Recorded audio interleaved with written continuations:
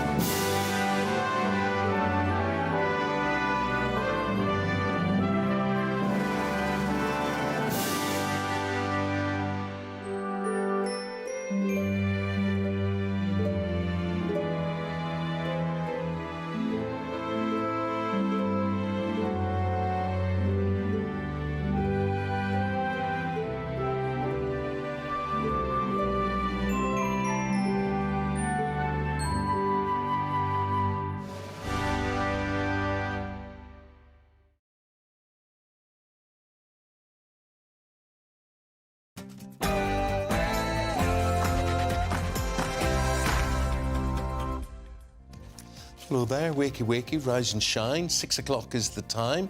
We say good morning to you on this Monday, the 5th of February. And you are tuned into Breakfast with Eamonn Holmes and Isabel Webster, and you're very welcome. Chemical attacker at large. The manhunt for Abdul Zaidi enters its 6th day as the Metropolitan Police offer a £20,000 reward. An historic day for Northern Ireland. The Prime Minister's in Belfast to meet with the newly formed Stormont executive, promising billions for the region. For a number of months now, I've had a lot of people waiting, telling me they're waiting for Stormont to reform because they want that foundation of solid government, and then money will come. The Northern Ireland Secretary of State, Chris Heaton-Harris, will be speaking to him shortly. Millie Cook will have the latest on what's happening. Rishi Sunak will meet with Northern Ireland's first Nationalist First Minister at Stormont later today, but the meeting comes amid mounting speculation that... Further escalations in the Middle East as Jeremy Hunt is expected to bolster defence spending in next month's budget. A dramatic Grammy Awards last night. Taylor Swift breaks a record and one winner's escorted out of the venue in handcuffs.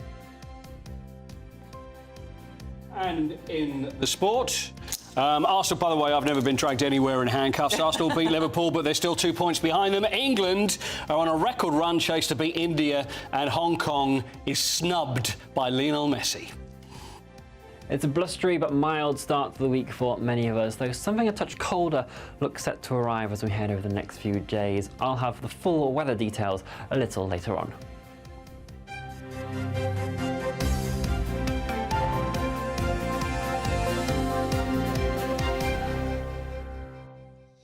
If you're up and at it and heading out to work, our respect, because today a lot of people aren't heading out to work. Because, Isabel? Well, apparently this is the biggest, most popular day of the year for people to call in sick, either legitimately or not. You decide. But if you are going to work, well done you. We've decided to show up, haven't we? We've done our telepathic thing in our pink without even planning it. Well, I always say pink makes the girls wink. Anything else is a bonus. 2 minutes past the hour and a reward of up to £20,000 has been placed by police for information leading to the arrest of chemical attack suspect Abdullah Zaidi. Well, investigators believe people know the location of the suspect and have not yet come forward. Now, the woman who was attacked in Clapham on Wednesday is believed to have suffered life-changing injuries, while her 2 daughters were also hurt in the attack. We'll have more on this throughout the programme as the morning continues. But meanwhile, in other news... Yes, we can focus this morning on what's happening in Northern Ireland, and the very latest is the Prime Minister is in Belfast planning to meet with the newly seated and sitting Stormont administration. It's a historic visit for the Prime Minister after the return of power sharing over the weekend. Now, it comes after the DUP ended its boycott following a new deal on post-Brexit trade rules. This allowed a First Minister to be selected. Sinn Féin's Deputy Leader Michelle O'Neill made history as the first nationalist and first woman to hold the role. The question now is, will we see a referendum anytime soon, as she is agitating already for? Let's get the views of our digital political editor, Millie Cook. Good morning. Good to see you, Millie. What do you make of all of this? I mean, this is a historic moment and, you know, a huge relief to see power sharing restored. But there's got to be some concern, hasn't there, about a nationalist leader who, quite frankly, don't have the same strategic interests for Great Britain as we do? Yeah, absolutely. There's a huge amount of relief when it comes to the return of Stormont, because there's been 2 years of major disruption with no political input. I mean, there's been an absolute stalemate when it comes to public sector pay and health and social care waiting lists. So while there is massive relief in government and also across the country that we do have a functioning devolved executive in Northern Ireland, there's also a lot of concern because it's the first time we've seen a nationalist First Minister take office. And within just a few hours of taking office, we saw Michelle O'Neill float the idea of a referendum in the next 10 years. Asked about the prospect, she described the next decade as a decade of opportunity. So it really is a slightly concerning time for the integrity of the union, and it's almost paradoxical for the government because the deal that was signed was all around safeguarding the union. That was the title of the deal, and the entire command paper that sets out the deal is all around. It's really centred around Northern Ireland's place in the union and how integral it is. But obviously, with that deal, that allowed the executive to be functioning again, which brought in Michelle O'Neill as the First Minister. So it's slightly paradoxical because that deal, which is really focused on protecting the integrity of the union, also comes with it a First Minister whose long-term goal really is to reunite Northern Ireland with the Republic of Ireland. So it is a slightly concerning position, but it's also one that the government's really not keen to talk about. Rishi Sunak's very much keen to stress the role that he played in safeguarding this deal, getting the deal across the line and really getting Brexit done. So the government's very keen to steer clear of talking about any prospect of a referendum. And we're much more likely, in his meeting with Michelle O'Neill later today, we're much more likely to see really optimistic language and sort of warm words between the two sides. Yeah, but Millie, I mean, all of this going on, you say the government aren't keen to talk about any of the, you know, worries that they might privately have, and yet publicly Sir Michael Fallon, a former Conservative Defence Secretary, and Lord Robertson, a former Labour Defence Secretary, to two people who held this post, on the front of the papers this morning, having written for a think tank saying that they are no friend of the United Kingdom. Sinn Féin.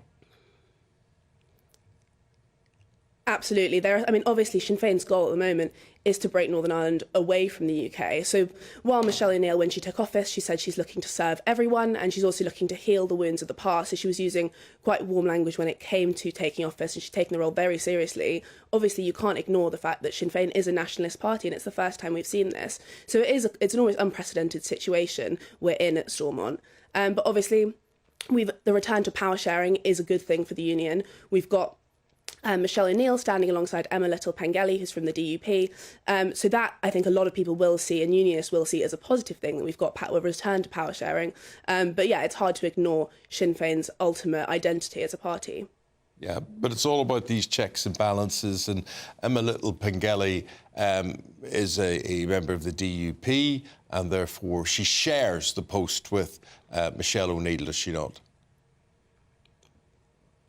Yeah, so the two leaders, while we've got a First Minister and a Deputy First Minister, the two of them have equal power, and one minister can't make a decision without the support of the other one. However, the symbolism of the First Minister being the First Minister rather than the Deputy obviously is important. It's the first time we've seen a nationalist hold this post in Stormont's history.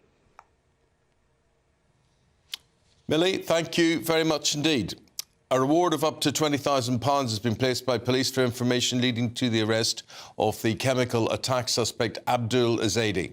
Yes, so as we've been reporting this morning, investigators believe that they know that people know the location of the suspect, but they've not yet come forward.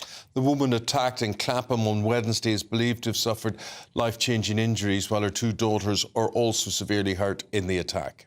Well, joining us now to discuss this further is the former Detective Superintendent Martin Gallagher. Good morning to you, Martin. Look, 6 days on, no less shocking, frankly, to rehear what happened on Wednesday night, and quite extraordinary that with all the resources that the police have, we still haven't managed to find Abdul Azadi. Do you think we ever will? Oh, I think he'll be located eventually. I would have supreme confidence that that will occur. I think we've got to accept that this is someone who has resources to be able to evade capture for this long. The format that takes is is up for debate, but he's certainly got resources. And just give us an idea of what sort of resources will be chucked at this. I mean, there's CCTV being used. We've all seen the last known sighting of him. I think it was Tower Hill Tube Station. We're obviously aware that a huge reward is being offered. What more is being done behind the scenes? Well, I think there'll be a lot of work going on round about the networks that exist around people traffic, because the resource to get into the UK illegally. So we have to take the hypothesis that he could have the resources to get out of the UK illegally. So that's certainly one avenue that will be being explored. In addition to that, it's the network he's acquired while he's in the UK who may be assisting him and allowing him the possibility to remain hidden in a safe house or similar. He certainly won't be walking about the streets in the appearance he has at the moment, because he's very, very distinctive. So the two might be linked. The network that got him into the UK might be linked to where he is just now, or they may not. There might be something that he's acquired since he's arrived here. Well, he's certainly very distinctive of that injury, Martin. What would your guess be as to where he is or what he's doing at the moment, if at all, if he is alive? Well, that's a very good point, Eamonn. And, you know, I've not heard that made yet. I mean, when you look at Tower Hill Station, where has he gone from there? That no other pickup of his movements has been released yet. We're down next to the Thames. And I think that's got to be a consideration as well. So it's a point well made. But if he is still alive, and let's take it that he is, he's obviously in some sort of safe location, either one that he'd organised himself, which I think is unlikely given the nature of the attack, or he's got assistance and someone's helping him and hiding him at the moment. I don't know, I'm not a medical doctor, the extent of treatment he would require for those injuries, but I would imagine it's extensive and he'll be in quite considerable pain should he not have received any medical treatment up to now. Martin, there's a story that lead in the Daily Telegraph today. 40 barge migrants convert to Christianity, and they're saying that the laws around the role of the church in asylum claims may be tightened in the wake of Azadi's attack. So basically, he was granted asylum on the basis that he converted to Christianity, despite having been convicted of 2 sex offences 3 years earlier. So basically, out of 300 migrants in Portland on that barge, we've got 40 of them saying, "Hallelujah, praise the Lord, we are Christians." Well, I wouldn't want to get between a man and his God. Eamonn, you know, that's their decision is their decision. Perhaps what is a worthwhile point to make is that, you know, when these claims are being considered, that religious leaders have a duty to their congregation, as well as those who are seeking to convert or purporting to seek to convert, and that's a balanced view that has to be taken. That's from one point of view. I wouldn't like to be involved in those discussions, obviously, with religious leaders, but I think that you know, between them and the parishioner that wants to become a parishioner, but you get where I'm coming from. That's a consideration that has to come. No, obviously you don't want to assume anything, but the Telegraph reporting that Azadi's friends have given them a quote that he was a good practising Muslim who continued to buy half a halal sheep every fortnight despite his apparent conversion. What about this row that seems to be happening within the Cabinet? You've got James Cleverly at the Home Office saying he's absolutely dismayed that the British public were put in this position and the judge made this decision for somebody who'd committed a sex offence. Then you've got the Education Secretary coming out yesterday saying this isn't about asylum. You know, what do you think? Is this about asylum? Is there an asylum issue here?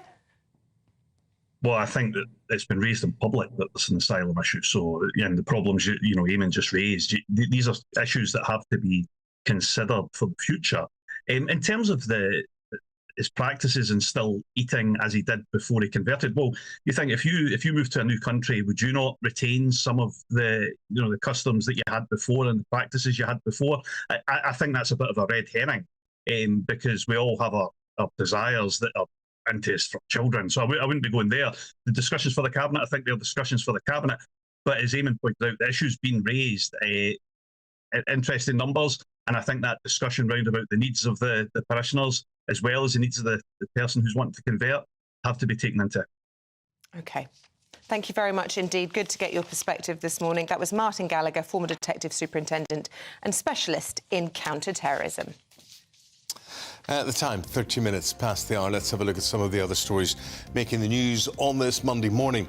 And the Prime Minister has defended UK airstrikes in Yemen, calling the Houthis' actions in the Red Sea illegal. It comes as the Independent reports that Chancellor Jeremy Hunt is expected to boost defence spending in his upcoming budget next month to bolster the UK's international standing. We'll be speaking to Lord Dannett, former senior army officer, in the next 45 minutes.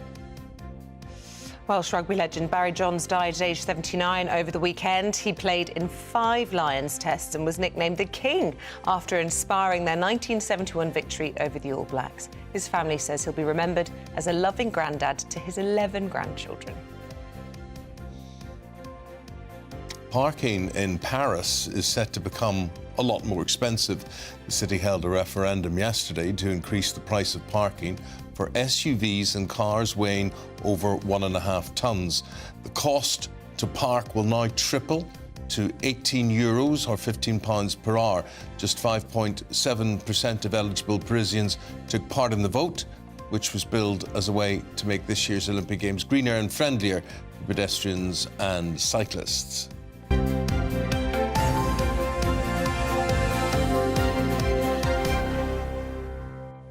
So what do you make of that For the life of me, Yeah. how does it make anything greener and friendlier if your car goes from that size to that size?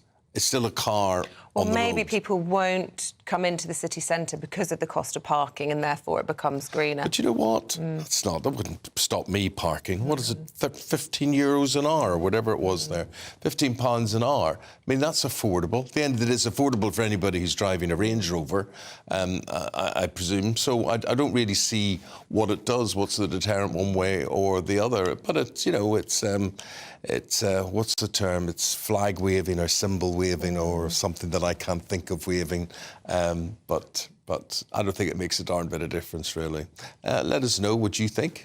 GBViews at gbnews.com. But in the meantime, it's really windy where we live this morning. I don't know what it was like where you were overnight. Jonathan Vaughtry has all the details because I think we're going to have quite a few seasons in 1 week.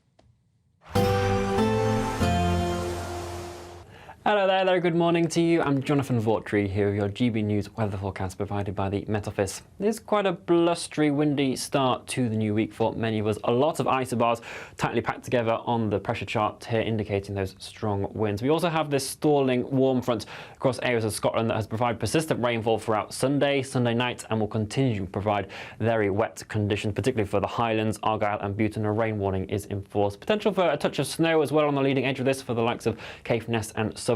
Elsewhere, a reasonably cloudy day with outbreaks of drizzle, some mist and murk around. We could see some brighter spots across central eastern areas, but generally mild, around 10-12 degrees Celsius, feeling a bit colder than that in those blustery winds, though.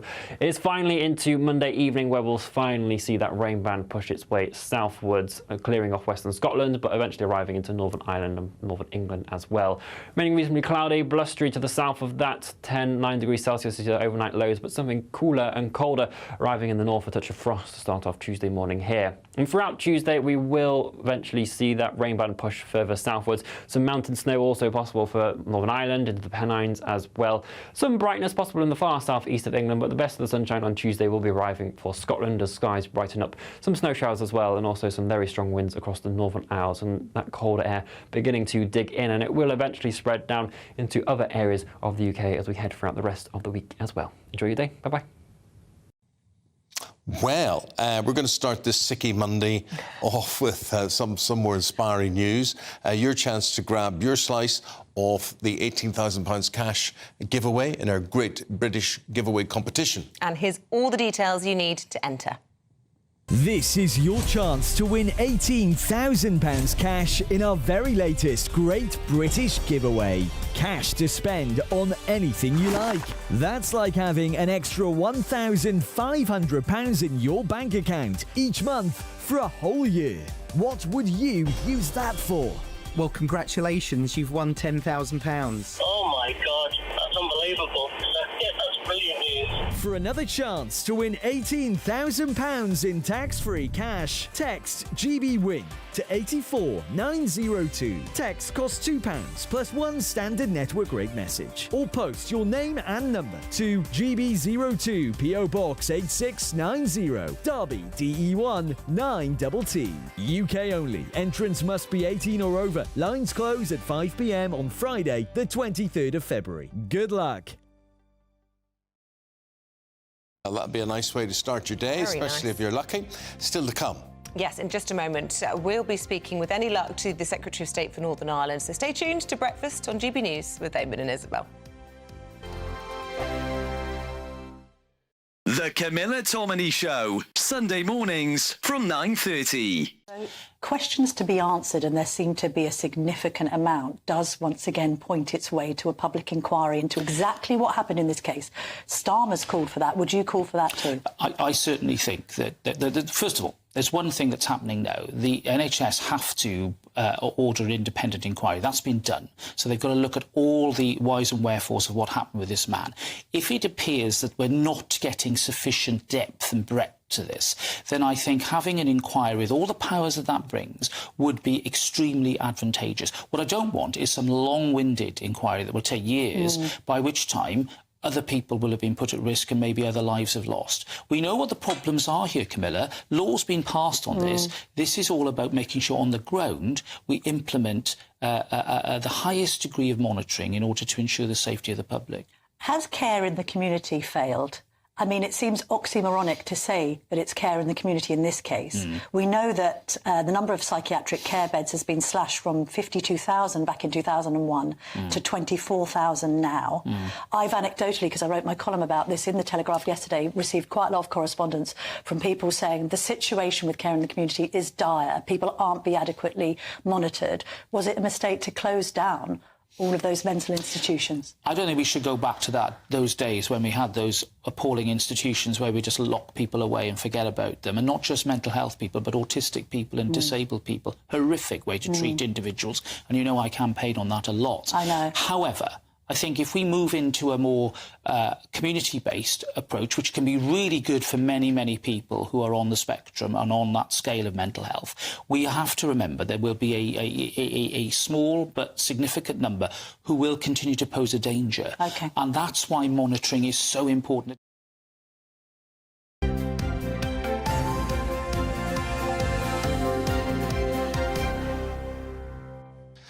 Big day in Northern Ireland. The Prime Minister has already landed in Belfast, and we now have the Secretary of State for Northern Ireland, Chris Heaton-Harris. Mr. Heaton-Harris, a very good morning to you.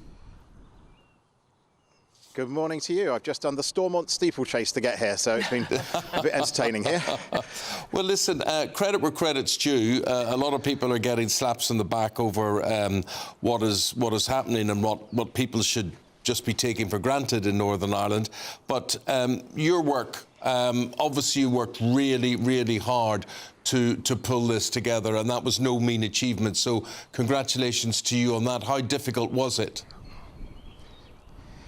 Yeah, well, sound like a football player, but actually it was a decent team effort from a lot of people who spent hours upon hours upon hours in talks and negotiations, designing a plan and then executing a plan, which ended up in a command paper that we all saw published last week, with a whole host of a package of policies that were enough to get the Democratic Unionist Party to come back to Stormont and restore this place to what it should be, the functioning government for Northern Ireland. Historic weekend. We saw the First Minister Michelle O'Neill, not only the first woman to take that post, but obviously a nationalist in power there. And she will be power sharing with the DUP's Emma Little-Pengelly, who'll be her deputy. How difficult was that negotiation? I mean, obviously there are serious concerns about having a nationalist in that position for the first time. Well, it's actually been set out in the Belfast Good Friday Agreement for the last 25, nearly 26 years, that there'll be a First Minister from the largest party and a Deputy First Minister from the second. They're actually of equal standing. so I think they demonstrated on Saturday that they are willing and able to work together in a very positive way to do all the things that Northern Ireland needs. I mean, Northern Ireland hasn't had devolved government for 2 years. It was 2 years to the day on Saturday, actually. I mean, you could say the previous 2 years were lost to COVID. It wasn't long before that it didn't have devolved government for 3 years because Sinn Féin stayed out. So there's a really big list of things that need to be done. Public services need reform and transformation. And part of the package we put in is over £3 billion to help that happen. Yeah, a number of things to deal about there. First of all, the £3 billion. You don't need me to tell you about the state of disarray that public services are in Northern Ireland. How soon will that £3.3 billion be available, and what would it be used for? Yeah, it starts flowing immediately. The package is on the table for an incoming executive. And what's it for? Well, there's a big chunk of it for public sector pay, public sector workers who've been continuing to make sure that public services do function here, even though they've had no real political direction from the executive because it wasn't around. There's a whole host of, the health service needs transformation. You won't find anybody across the political divide out here who doesn't believe that. There was a report back in 2016 that called the Vengoa report out here that went into great detail as to how it should be transformed, and nothing has happened. So, there's a lot of things to be funded, but £3 billion over £3 billion is a big, fair and generous sum of money. Secretary of State, you did mention how little the executive has been sitting over the past 5 years. I think the past 7 years. 5 of those years the executive hasn't sat, which is a disgraceful situation. Is there anything that can be built into a framework or going ahead that would ensure that the executive has to sit, or they can't just throw their toys out of the pram when they want to? That's a good question, quite a coded question, which talks about and the basis of which behind it is, can you reform the Belfast Good Friday Agreement? And there's a couple of political parties that have started talking about that out here. I think that sort of debate is one for this place to have, the elected representatives of the people of Northern Ireland and the people of Northern Ireland themselves, because the Belfast Good Friday Agreement actually brought peace to this place 25 years ago after 30 years of troubles, thousands of deaths, tens of thousands of terrible injuries and families affected in such a terrible way. So toying with it without actually proper thought and debate is I'd say not the wisest thing to do. But you've got elected people here now sitting in Stormont from today debating all these issues and more, and they're the right sort of people to have that debate. And is a referendum on Northern Ireland's membership of the UK the wisest thing to do, as Sinn Féin's pushing for in the next 10 years? You've kind of got me there, because I have to be completely independent in this, because it's the Secretary of State at the time who decides whether the conditions are correct. They're certainly not correct, and I would be generally surprised to see that in my lifetime. I mean, there's so many other issues for an executive to be getting on with anyway. As we talked about, the state of public services, a whole host of things in education and health, that I'd suggest that in the in-tray, they would massively outrank any sort of debate on constitutional change.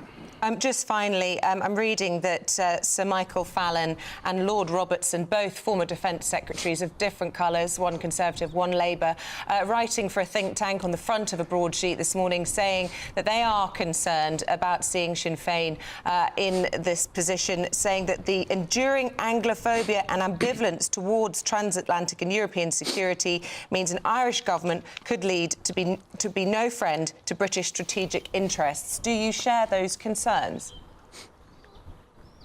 To be honest, it's a bit early for me to have read a broadsheet, and indeed I haven't read the policy exchange paper that I believe it comes from.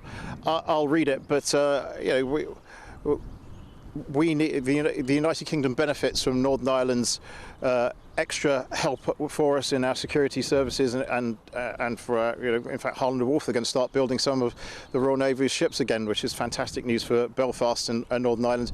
But I'll read that report, but I've not seen it. I know there was another Defence Select Committee report over the weekend about our future defences, and that's the one I've read so far. Chris Heaton-Harris, thanks for your time this morning. Be a busy day for you. Let's hope it's a fruitful, productive and an historic day. Thank you very much for your time. Now, it's been a dramatic evening at the 66th Grammy Awards that took place overnight. Taylor Swift breaking a record. She won Album of the Year 4 times. And what do you mean she won it 4 times? I think this is the 4th time she's won it, breaking a record. Well, good if we said that. Yeah. And rapper Killer Mike, got all his stuff, so have, was arrested after winning 3 awards. Let's go to Ellie Phillips now, who was monitoring all this. Well, Killer Mike, he sounds like a character. Does he live up to his name? Are you a fan of his rap music in particular? No? No. Do you know the odd thing about Killer Mike is he's actually a 48-year-old man who only started rapping at the age of 45. And to look at him, he looks like a big cuddly teddy bear. And yeah, he won 3 major awards, but they were actually given out ahead of what we know as the Grammy ceremony that's aired and streamed online and we see on TV, because there are 94 categories in total, so they do get through quite a lot of them before even the red carpet begins. So he'd won 3 categories, 3 major categories in the rap category, and then there was video of him, you can see here. He was in handcuffs being walked away, and police won't confirm his identity, but they've said that yes, an individual is in custody after a physical altercation at the Crypto Arena, which is where the awards were held last night, and that they're investigating it as battery. So this incident did happen at the Grammys. It's a shame as well, isn't it? People do these things on big nights. Well, I'm having a flashback now of Will Smith and the Oscars, and maybe these award ceremonies, it all just gets a bit too much. Yeah. The pressure, the alcohol, I don't know, the cameras. Do you know the interesting thing? I think this is fascinating to me, especially because Killer Mike, he's part of this duo, Run the Jewels, but he is a political activist, very democratic in his views, very kind of peaceful, loving, has admitted to a lot of regret in his life and kind of overcame it and used music to that. So we'll see what comes out of this. That, information is still coming out on this one, so I think this will roll on, falling out from the night itself. So, Taylor Swift, you would agree she's as brilliant as the awards say she is? I think so, yeah. So she's now broken records. So she's beaten Frank Sinatra, Stevie Wonder and Paul Simon. They all have 3 Best Album awards at the Grammys each. She now has 4. She's the first artist to ever do that. So I think that is a really phenomenal achievement. Some people say, are the Grammys relevant? But when you look at an artist's career, when an artist sadly passes away, one of the first things you say is 10-time Grammy winner, 40-time nominee. So it is kind of that benchmark of how good you are, and it's voted for by the Academy. So it's their peers have said, you know what, we really respect what you do and we applaud you for that and celebrate it. Billie Eilish has been interesting. She's been talking, I don't know if it was on the red carpet, saying that she basically dried up creatively completely and thought her career was over until Barbie came along and resurrected her songwriting abilities, and suddenly she got creative again. They weren't even meant to be involved in it at all. It was kind of like this discussion, like, oh, Barbie, maybe not. And her brother, who she writes with, kind of reached out to them and said, do you know what, actually, we should get involved, we should do it. And that sparked this creativity. And she said when she accepted the award, because they won Best Record of the Year, which is for, Best Song of the Year, which is for kind of the songwriting, the lyrics and things, she said that she was not expecting it at all. She was like, this is ridiculous. This is, for a Barbie film, and I've done this. But I think it resonated with quite a lot of people. So she did really well. And I love about her is that she defies all red carpet standards, and she's like, I'm just going to turn up in my trackie and a jacket. But it said Barbie on, so, Was this the red leather trench coat with sort of bullets on? She just, on the red carpet, literally on the red carpet, she was just in a bomber jacket. Oh. Just rocking it, just, doing what she did. But yes, it was great. But it was great to see her win because, that was the only one that we kind of knew was going to do really well because of the success it's done because of the movie. Yeah. The fact that it's won major awards outside the Grammys is incredible. Yeah. Well, good. I love an awards ceremony myself. What do you think, Can't stand them. No, I never find anything as boring as... stop it. I'm sorry I asked. It's absolutely true. Anyway, over the weekend... How can you actually say, you sit down, you say, well, there's an awards ceremony. No, I don't sit and watch them, but I like to see who's won, and I love Taylor Swift, so I'm delighted. So you love awards ceremonies, you just won't watch them? No, it's just like awards being given to people who deserve awards. Yeah. But you don't watch them? I'll watch some of them. I'll dip in and out. I like seeing the highlights. The highlights are great. This is especially for the Grammys because the performances are amazing. Joni Mitchell performed. Amazing. First time she performed, aged 80. They do bring out mega stars onto that stage, and it's not like 1 or 2 performances. It's like every 5 minutes they're putting a superstar on, and you're like, hello. I'm having a mental block of that's it, Kerry Mulligan. I was reading over the weekend that she said that any star that says they don't care about awards is 100% lying. Do you know the only person? This is really interesting because they did an in memoriam to her was Sinead O'Connor. She's the only person ever to have turned down a Grammy. God rest her soul. Yeah. And so they gave her one when she's dead and couldn't refuse it. No. She actually won it way back when her career started, and she won an Album of the Year award way back when, and actually refused it, which is very rare. I mean, I think in other award ceremonies, sometimes you hear of it. People say, "I'm giving my statue back" and all that. The Grammys isn't really like that as much, no. So for her to do that says a lot. Well, Ellie, stick around. We're going to be debating whether or not award ceremonies have any relevance anymore. I think we know where Eamonn stands on that. Be interested to hear what you think, and we'll be back with you a little bit later on. Thank you. Thank you, Ellie. Here's Paul Coyte with the sport. Do you remember the last record that you would have bought? Oh, my goodness. I think it was, for me, it was Moody Blue, Elvis. God, that's going back a bit. 78. Well, I've got a huge collection of vinyl, which I've got in the garage, which I'm now sort of like moving through. So I had a record player, which was a lovely old Technics, where I say lovely old, it's like about 30 years old. Yeah. But, you know, I'm bringing all the vinyl back, and now everybody's buying vinyl. And HMV in Oxford Street is now reopened, which is the oldest record store anywhere, so they've reopened, so everybody's back into vinyl again. When I used to be a DJ, I had all this. Of all the vinyl, whatever it is, but somebody threw them all out. Oh, really? Yeah, I'm very annoyed at all that. See, I got really told off when I was a kid because my parents had these old 78s. Yeah. And I remember treading on the Ying Tong song by the Goons and an original of Rock Around the Clock because I decided to play Stepping Stones on them. So even now, they could have been worth a few quid. Could have been. Could have been worth a few quid, absolutely. And by the way, Killer Mike came second when you won the Trick Award, by the way. Did you know that? He was the one that was runner-up that year. He was runner-up to me at the Trick That's why he was so unhappy about that. Still annoyed about it. Still unhappy. Right, Liverpool are unhappy. Arsenal did the business against them yesterday. They did, and Arsenal looked like they won the title yesterday. Everybody was getting very excited, but it's a very good result for Arsenal. But everybody go, oh, yeah, the press are saying that now that the whole title race is open again, it's blown wide open. But still, Arsenal are 2 points behind Liverpool. Manchester City still have 2 games in hand. Play Brentford tonight. So really, I think it's Manchester City who will be more happy with the result yesterday than anybody else. My money's still on Man City. I think so. I mean, it makes a lot of sense. Horrendous mess up between Alisson and Van Dijk yesterday. I don't know if you saw that. Did see it. It was a little comedy of errors. It was like Alisson just did not have a good game. I didn't think. No, one through his legs as well. Now, talk about bad though. I mean, Chelsea are having a horrendous time. And Pochettino. So they lose 4-2 at home to Wolves. It's the second time in a row now that 4 goals have been scored against them. And now it seems that the fans are turning against Pochettino, which was probably only a matter of time. Well, you know, what can you say? I mean, the team that he's got, the results that he's giving. I was at Molyneux on Thursday night and watched them Wolves put 3 goals past Man United. Sure. But still not enough for them. Still, they were at home. They scored 3 goals. United scored 4. So then go to Chelsea and score 4 goals. Amazing. And even the wives of some of the players. I mean, Thiago Silva, legendary Thiago Silva, his wife tweeted this. I don't know if we've got the tweet here. Basically saying it's time. There we go. This is Thiago Silva's wife saying it's time for a change. If you wait any longer, it will be too late. So what will Pochettino say to Thiago Silva this morning? You know, have a word with the wife? I don't know. What would you do? You can't. It's unbelievable. Could you see him saying, have a word with the wife? Yes, quite right. What would you? Do you think so, though? I mean, really? Let's be honest, at the end of the day, who wears the trousers? I know. Well, that's it. So anyway, whether Pochettino's going to be sticking around for much longer, he's in all sorts of trouble. Manchester United beat West Ham 3-0. That was a good performance. It was, but did you see interesting advert in the programme? Did you see that? No. Well, I mean, if you were going to have anybody that you wouldn't want to advertise alcohol in the programme, who would that be after what happened in the past week? George Best. Marcus Rashford. Oh, Rashford. He's advertising alcohol. Look at this. After everything that's happened after his night out... Is it tequila? It's a whiskey. Oh. And they've got a picture of it. It's like...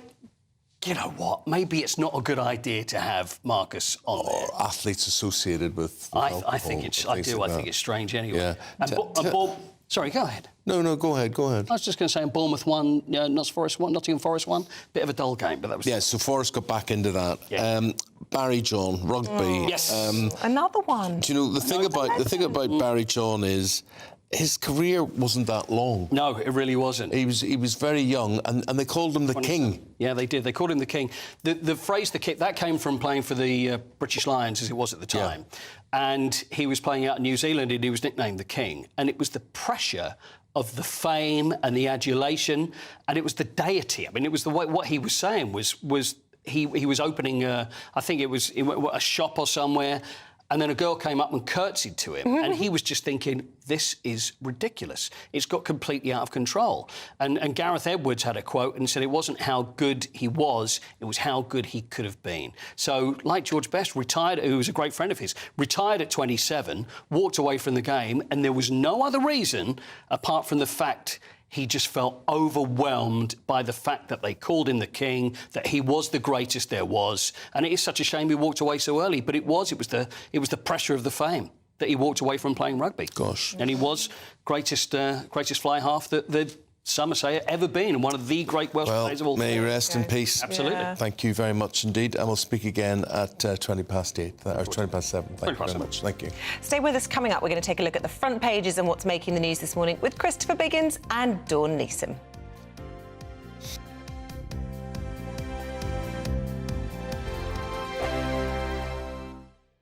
Britain's newsroom, weekday mornings from 9:30. When you listen to Nigel Farage's assessment there, do you feel that maybe this is as good as it was going to get, given that we had the pandemic and it was inevitably always going to be a bit of a mixed bag?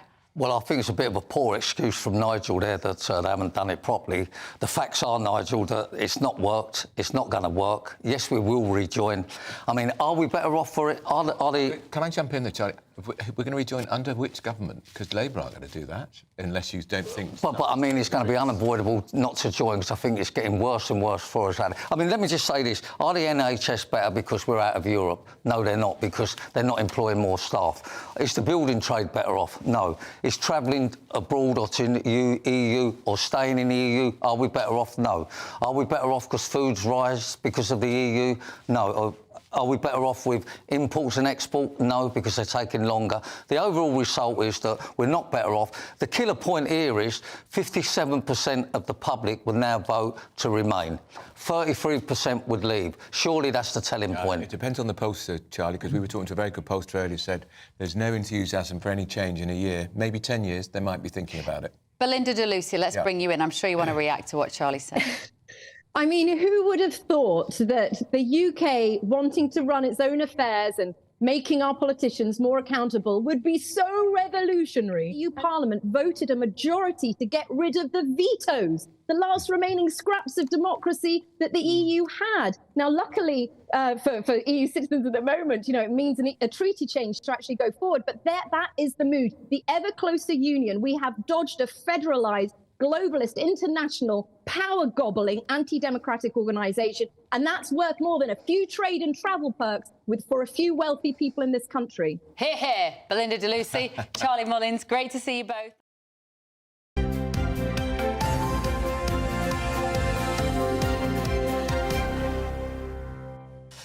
We've got Dawn Neeson and we've got Christopher Biggins going through stories in the papers and things that are making the news today.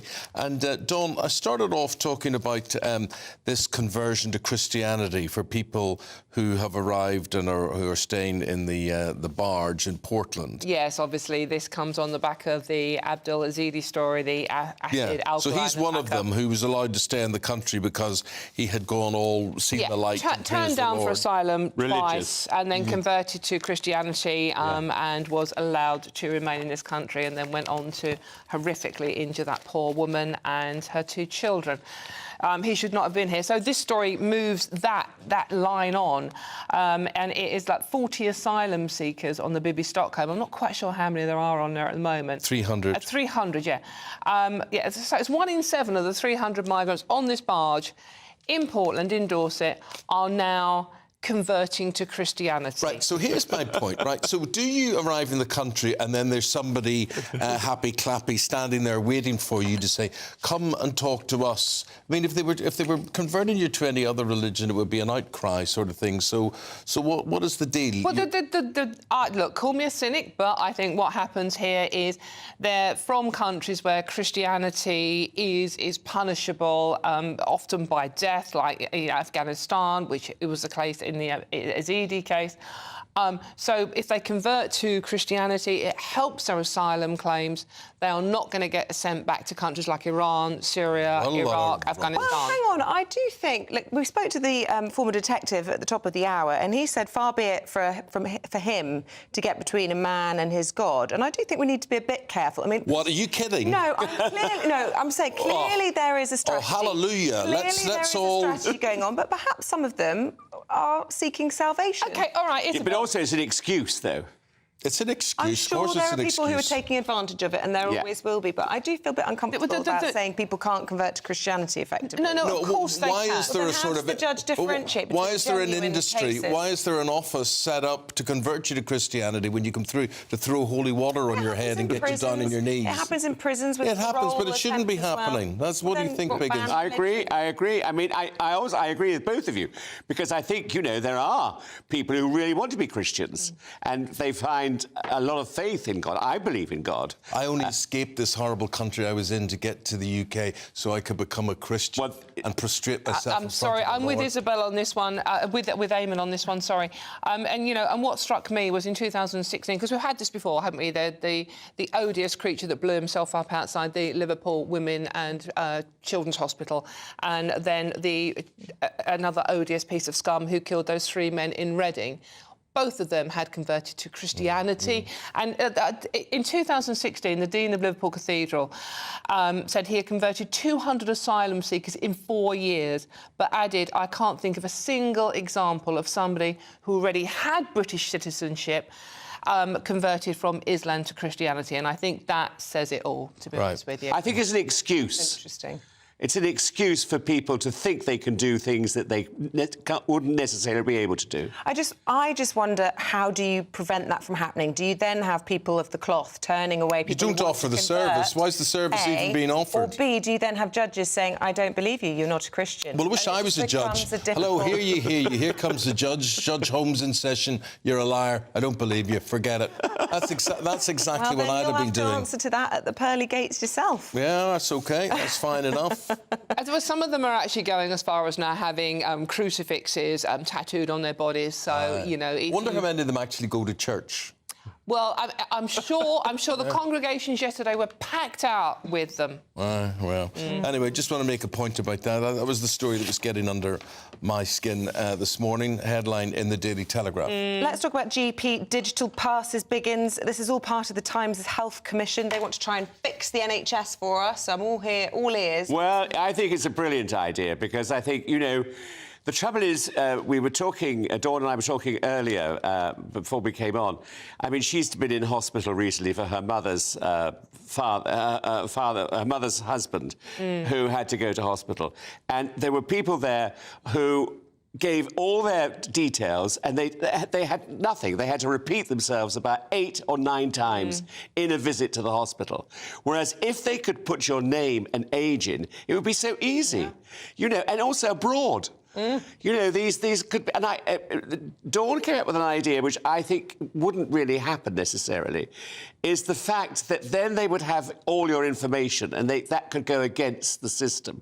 But I think it's worth it, because I think if you get really ill, it's much better to go immediately and for them to find out what drugs you're taking, what's going on with you, how ill you are, how perhaps you're, not so ill as you think. I think it has a lot of positivities. Well, Biggins, I've been in and out of hospitals for quite a few times over the past 2 years, and the amount of times I've had to fill in the same form or to confirm my details, find my glasses, do what I've got to do. So we're all agreed this is a good idea. Very good idea. And in this poll that the paper mentions as well, I think most people, I think it's about 86% of people think it is a good idea and balanced.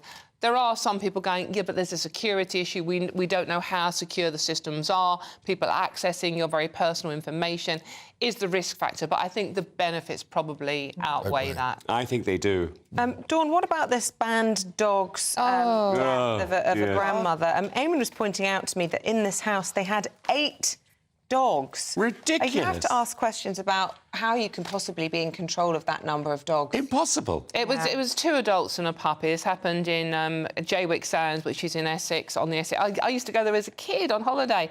This is a grandmother called Esther Martin. She was visiting her 11-year-old grandson, who lived with his dad, and as you say, Isabel, there were 8.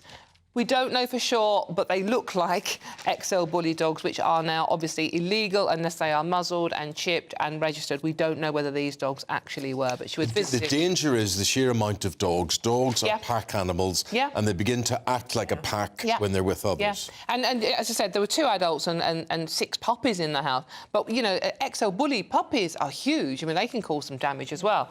But it just sounds absolutely horrific. It happened on 4 o'clock on Saturday afternoon after she arrived from London to visit her grandson. It's just a horrific story, and you would have thought the introduction of the laws would have maybe changed things, but it doesn't seem that's the case. I think also it's not... They're breeding. Well, I don't think it's necessarily the dog's fault. I think it's the breeders or the people who own the dogs who influence the dogs to a certain extent to cause these terrifying things to happen. I mean, this poor woman is just appalling. And we keep hearing about this time and time again. Is the law doing anything to make it safe in this country? I think the answer is. Well, the problem with the law is people that are going to break the law will take no notice of it in any case. So it will affect good law-abiding dog owners, but the people that are using these dogs as attack animals and literally as weapons, which is what they are, they're not going to take any notice of the law, are they? No. And the owner of these dogs was breeding them. He's allegedly advertising puppies for sale in November.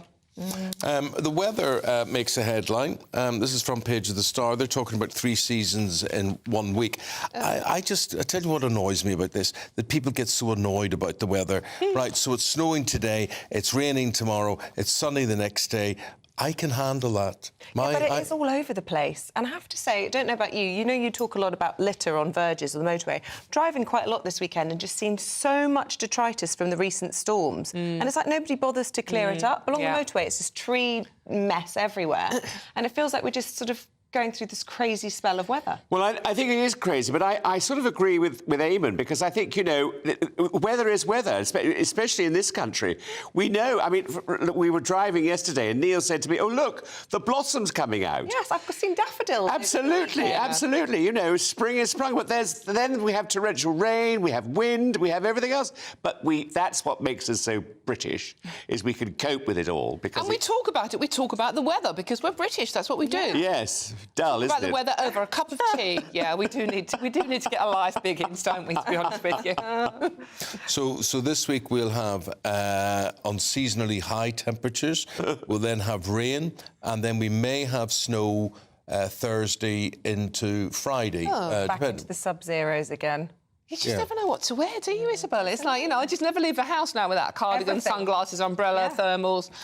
Bikini, just in case. I'm sure you're the same, Eamonn. Just in case. I've just been on a cruise, like I told you last week, and people have an inside cabin, and they come out in the morning all dressed for the sun, and it's pouring with rain. It's wonderful. They have no idea. An inside cabin means they don't have a window. Yeah, no window. They just all you have to do is feel. They should put on their plasma TV a camera from the deck. Well, there is one, I think. But check the deck cam. I know, but it's I don't know. It's rather exciting, I think, going up and finding you're in the wrong clothes. Maybe, yeah. Dawn, the situation in the Middle East. White House National Security Advisors warned that US airstrikes on militia there were just the beginning. Yeah, well, we saw 2 attacks over the weekend, didn't we? On Friday, the Americans attacked targets in Syria and Iraq.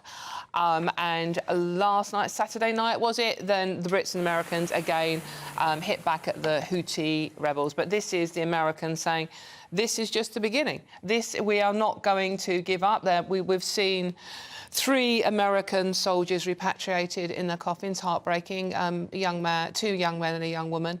And the Americans, a bit like the Israelis, they're not going to give up, are they? You know, we are defending our rights. So it is getting scary, but it's scary because we're so near to all of this going on. I mean, it's not as though we're in America, millions of miles away. We're just round the corner. Yep. Very worrying indeed. Today, on this Monday, the 5th of February, is it today? Already? Yes, it is. Yep. So today is known as Sicky Monday, and if you're going to be sick or think about dodging work, today is going to be that day. Were you ever much into throwing sickies, Biggins? No. No, I can never. I can tell you why. Because you do a job you love. Yeah. And therefore, if you do very lucky. You love, you never work a day in your life. Exactly. No, you're absolutely right. And I feel sorry for people who have to go into offices. They may have to have a long journey. I think, unfortunately, that when we had the pandemic, people then stayed at home, which I think was wrong, because I do think it's important to get together, to be able to discuss things, to be able to talk over things.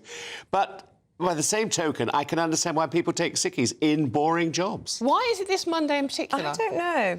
Well, it's the catch-up. You realise you've no money after Christmas. Maybe everybody's the weather's broken their dry rubbish. January. Yeah. I was going to say, how is it? How's your head, Isabel? It's fine today. It was a bit delicate on February the 2nd, I must admit.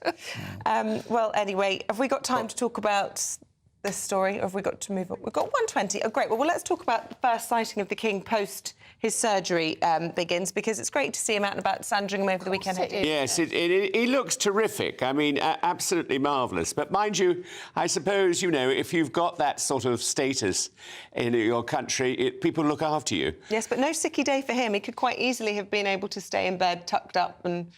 No, but you're right. He could easily have done that. But I think that he's a good man, actually, and he wants to show, waving to the crowds as he is in the pictures that we see today in the papers. I mean, I think, I think he realises, too, he's 75 years old, and he needs to show people that he's with us and going to be with us for a long time. Like all of us, if you are into a career, you're into a job, duty, service, dedication, enthusiasm, example. There's all these sort of things that should go with you and your profession, or whatever your profession is. I'm very lucky enough, all of us here, to have a job I really love. I wouldn't want to be getting up and digging ditches if I was feeling a bit under the weather. But the thing is, what I would say about King Charles is the fact that he's raising awareness about prostate cancer. Yeah, exactly. He's done a great job with that. OK, may he stay fit and well. Guys, thank you. See you again in 45 minutes. Now, the weather update.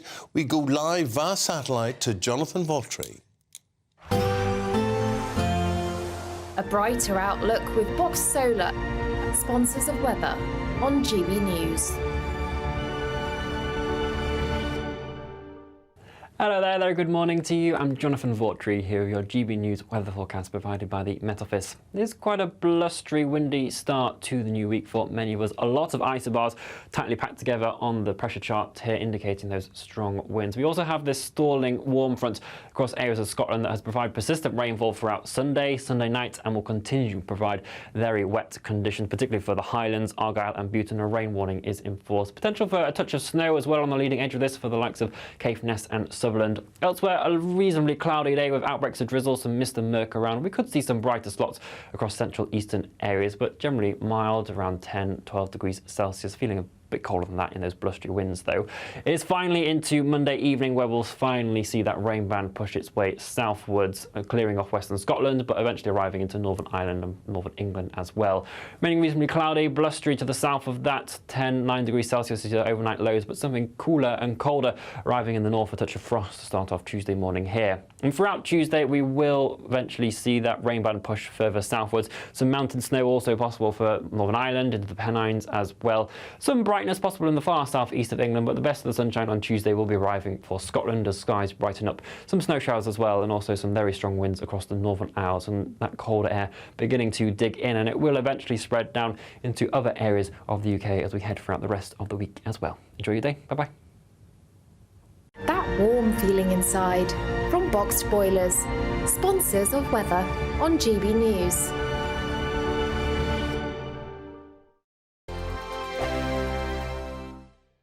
Farage, Monday to Thursday from 7 p.m.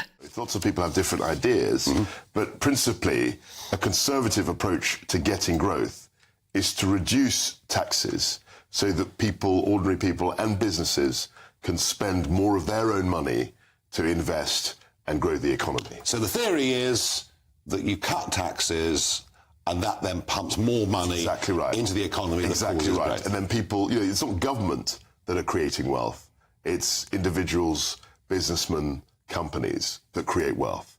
It's the private sector that creates wealth, that the public sector then taxes and spends. I get the theory, but one of the criticisms of you, and I think one of the criticisms actually of all political parties, is they appear to be incapable of cutting government spending. That's the key. I mean, and I think when I look back, is that we should have had a credible plan to reduce the increase in spending. Now, that's often a difficult concept to explain, but it's in line with inflation, etc. That's all right. So when you're slowing the increase, it means 1 year you spend £100, and the next year you spend maybe £101, as opposed to going up to £110. So the actual level isn't going down, but you're slowing the increase, and that's very much what I tried to do. And actually, looking back, the one thing I wish I'd done, was to present a credible spending plan at the same time as the tax cuts that we announced. You had a go, it didn't work out for whatever reason, and that analysis will go on for some years to come. We have Jeremy Hunt there as Chancellor now, hinting quite strongly now there won't be any tax cuts, but the truth of it is, under 14 years of Conservatives, for a variety of reasons, the tax burden has risen. That's right. To the highest since the Attlee government, way back in 80 years, 1951, years, whatever right. it is.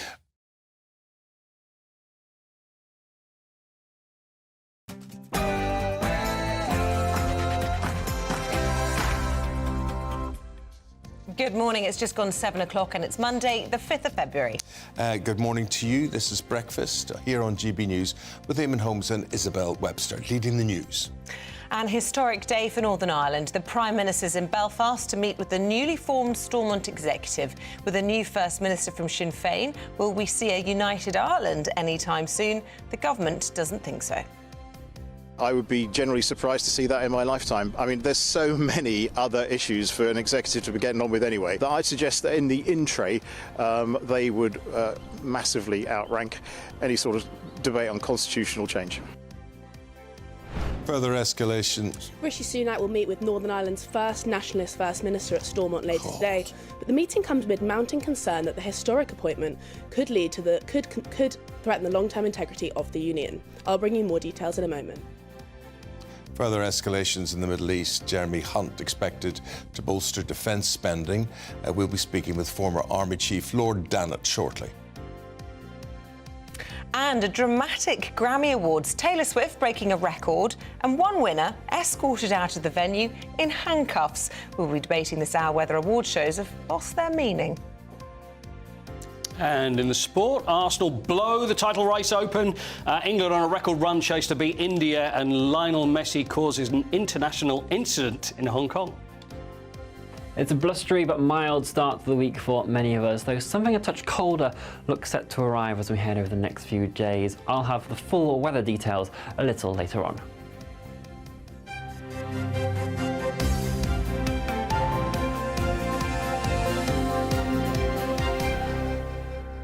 to our top story this hour, and the Prime Minister is visiting Northern Ireland to mark the return of power sharing over the weekend. Yes, he's waking up there this morning. Last week, the Democratic Unionist Party ended its 2-year boycott following a new deal on post-Brexit trade rules. Sinn Féin's Michelle O'Neill made history when she was appointed First Minister as the first nationalist to hold the role. The question now is, will we be seeing a referendum on a united Ireland anytime soon? Well, earlier we asked just that to the Northern Ireland Secretary of State, Chris Heaton-Harris. You've kind of got me there because I have to be completely independent in this because it's the Secretary of State at the time who decides whether the conditions are correct. They're certainly not correct, and I would be generally surprised to see that in my lifetime. I mean, there's so many other issues for an executive to be getting on with anyway. As we talked about the state of public services, a whole host of things in education and health, that I suggest that in the in-tray, they would massively outrank any sort of debate on constitutional change. Let's bring in our political editor, Millie Cook, on this one. Tell us more, Millie. Yeah, so Rishi Sunak will be meeting with leaders at Stormont later today after we've seen Michelle O'Neill appointed as First Minister. She's the first ever nationalist First Minister we've seen in Northern Ireland, and it is raising questions about the integrity of the union. Within hours of being appointed, she was suggesting that we could see a referendum on a united Ireland. When asked about it, she refused to rule it out, and she said the next decade is a decade of opportunity. So she really is leaving an open end on the possibility of a referendum. But obviously, as we just saw, Chris Heaton-Harris was saying that conditions are not right. The mood in the government at the moment is sort of avoiding discussing the idea of a referendum, and when pushed on it, it's very much talking about the fact that there is too much to be getting on with at home at Northern Ireland, rather than focusing on issues like a referendum. Obviously, as we've seen with Scotland, it's very unlikely to be something that's just laid to rest because they say so. So later today, we'll see Rishi Sunak meet with leaders at Northern Ireland.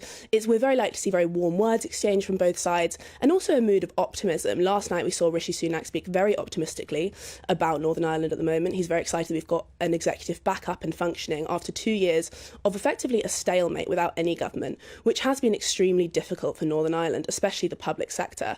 Last month, we saw the biggest walkout Northern Ireland's ever seen, with 150,000 public servants take strike action as a result of unresolved pay disputes, which have been really difficult to resolve because there's been zero political input.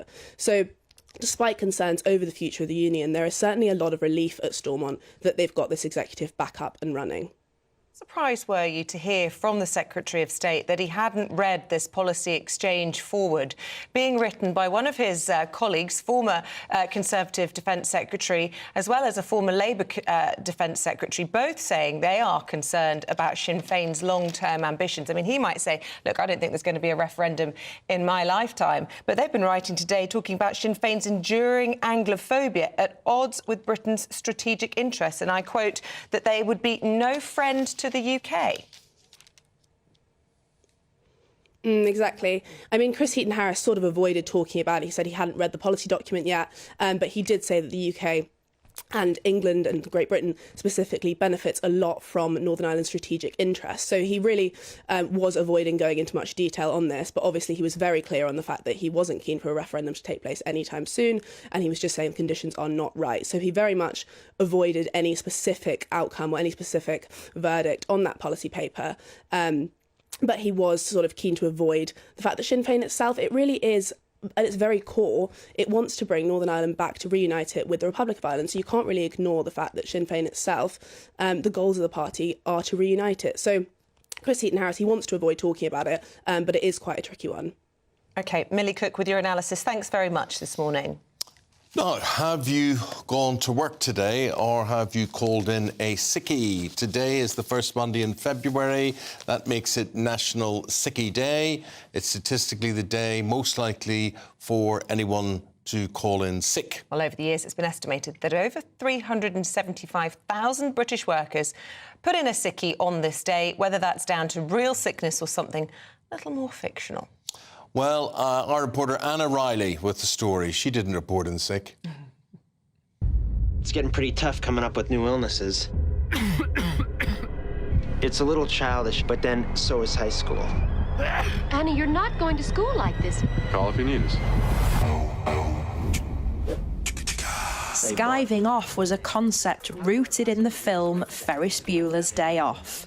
But since 2011, the first Monday in February, known as National Sick Day, has infectiously become part of British culture. I think the reasons behind it are possibly because it's the first payday after Christmas, so people maybe have a hangover, having gone out and had that night out that they haven't had since Christmas. The weather's rubbish, everyone's a bit fed up and down, so they're going to be more susceptible to depression, anxiety, stress, those sorts of things. Feels like summer's hundreds of miles off.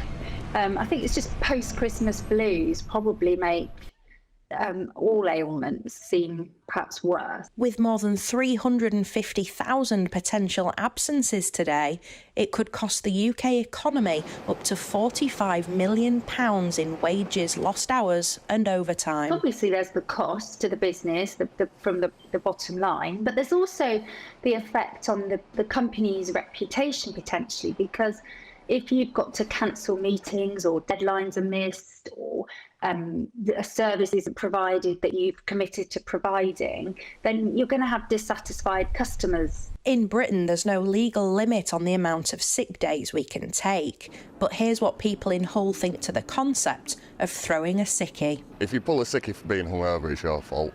And you shouldn't really do it, but people are going to do it because you work a lot of hours, don't you? So I think it's fair enough sometimes. If you're actually sick, then fair enough. But I mean, we've all done it when we haven't really been sick, haven't we? It's disgusting, really. You know, they shouldn't be doing that. It's absolutely fine. I've done it so many times, and I think if people just need that day, they can have it. Well, I don't agree with it, really. I think that you go to work to earn the pennies, you know what I mean? I've never done it, but I'm planning on now. Definitely. Yeah, now that I know about it. Surveys suggest top reasons for calling in sick include flu, back pain and stomach bugs.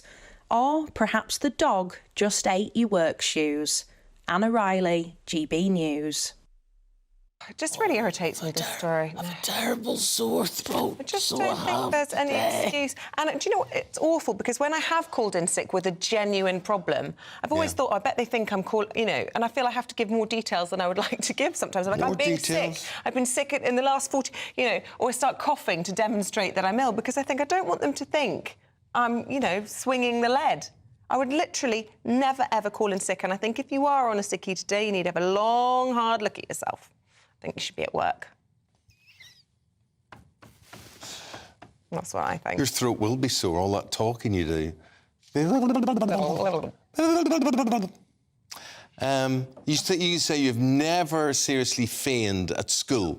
No, definitely not at school. I loved school. You know me, just like you. But no, I've wanted to not go places. I've certainly woken up in the morning and thought I could do without this, and I've been miserable while I've been there. But I've always turned up, especially if you're being paid to do something. You can't just be paid to stay at home when you don't feel like going to work. That's the problem with this country. People need to get out and do what's the right thing. The right thing. Even when nobody's watching. Yeah. So, are you going to do the right thing or not do the right thing? Get in touch with us today, gbviews@gbnews.com. You don't have to give us your name, but just tell us on you. what you're planning to do, would you be up this early? You're more likely to be asleep. If you're phoning sick, you would phone in sick and then put the phone down, or wait till the 8 o'clock. Calling in sick. Sorry, I'm back on my soapbox now. The thing about calling in sick is the other people that it lets down. So say you're a nurse and you call in sick, there's all the patients that are left and all your staff picking up, having to work extra hard. You call in sick here, it means that someone else has to do a double shift or they can't go after their shift to pick up their kids. It always has if your job is of any import, it has an impact on somebody else. So it's just selfish. They'll get through it. They'll get through Stop it. Are you encouraging it? I'm not encouraging it. Sounds to me like you might have called in sick one or two times. If it did, I've forgotten it. And if it did, it would have been at school. I can never remember calling in sick with work. What's it called in Northern Ireland when you skip school? It's called self-employment. That's what keeps you going. Yeah, exactly. No, in Northern Ireland, what we call bunking off. Bunking. We call it bunking, hiking. Hiking. What else do we call it? Bunking, hiking, Well, tell us your bunking off stories. If you've skipped school, skipped work, what was your justification? I'm on to you.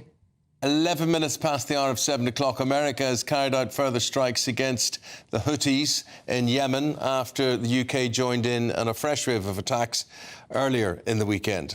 Well, the US's solo strikes hit 4 anti-ship missiles, with the Central Command forces claiming US Navy ships were under imminent threat.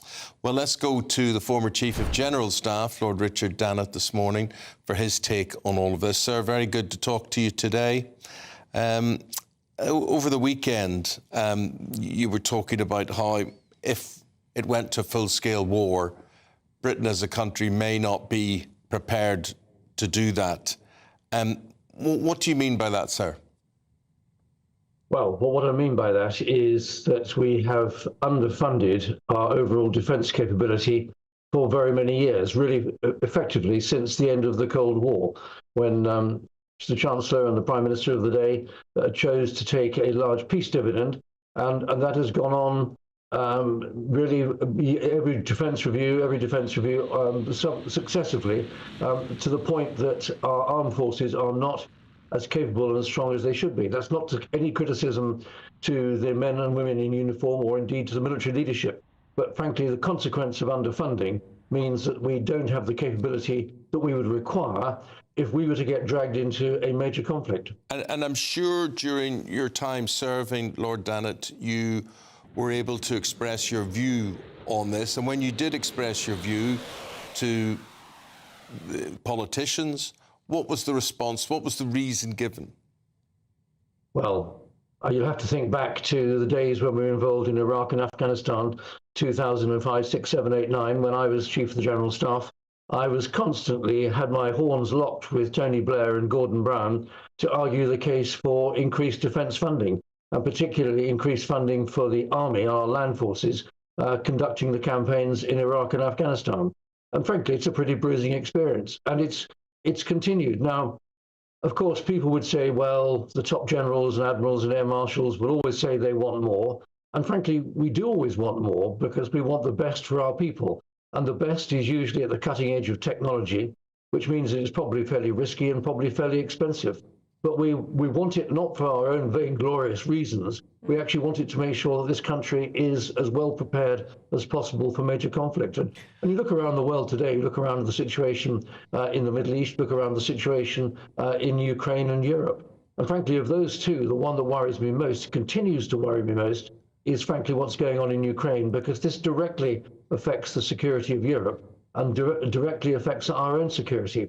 And there is a very strong case to increase our defence spending, not just to the 2.5% or 3% that's being talked about, but frankly to get back to the kind of levels that we were spending during the Cold War, which was 5% of GDP, if we want to take security of this country seriously.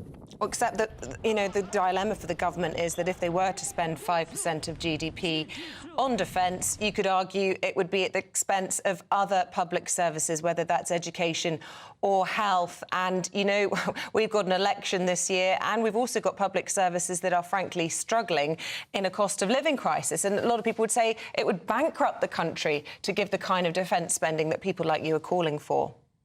Well, it wouldn't, is the short answer.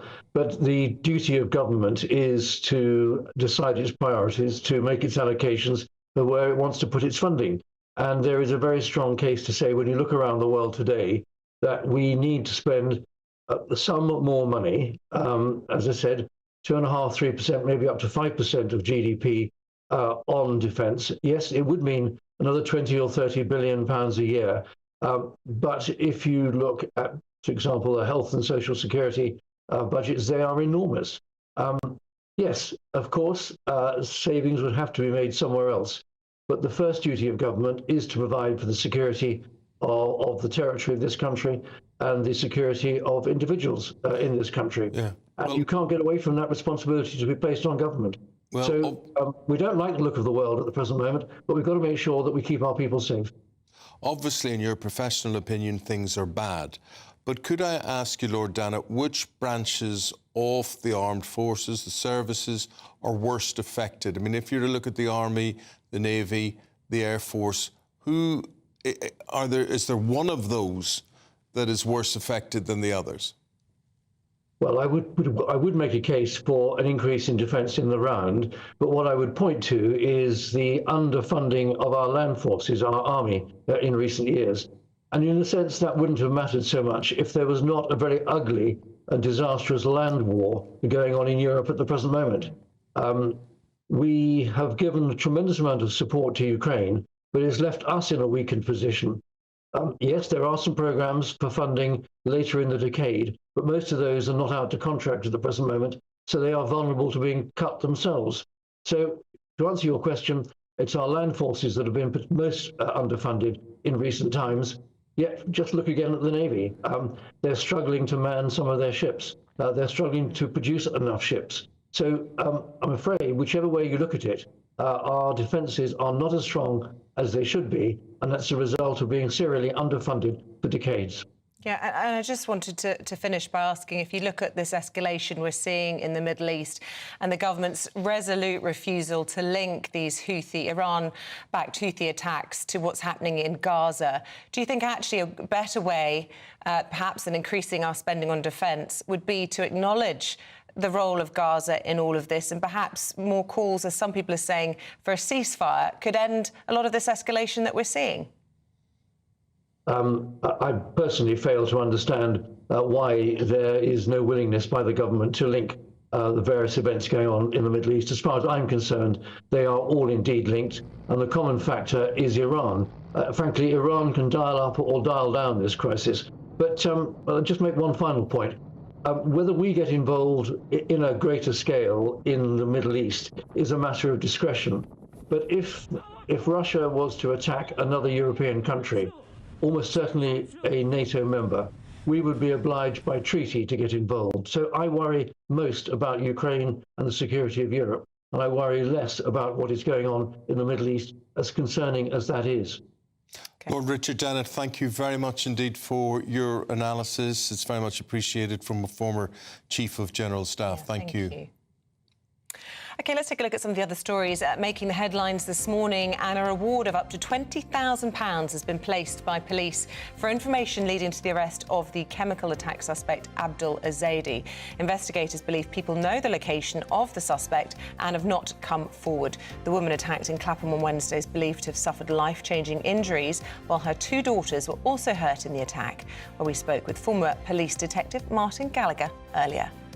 He's obviously in some sort of safe location, either one that he'd organised himself, which I think is unlikely given the nature of the attack, or he's got assistance and someone's helping him and hiding him at the moment. I don't know, I'm not a medical doctor, the extent of treatment he would require for those injuries, but I would imagine it's extensive. Parking in Paris is set to become a lot more expensive. The city held a referendum yesterday to increase the price of parking for SUVs and cars weighing over 1.6 tonnes. The cost to park will now triple to €18. That's £15 per hour. Just 5.7% of Parisians took part in the vote, which was billed as a way to make this year's Olympic Games greener and friendlier for pedestrians and cyclists.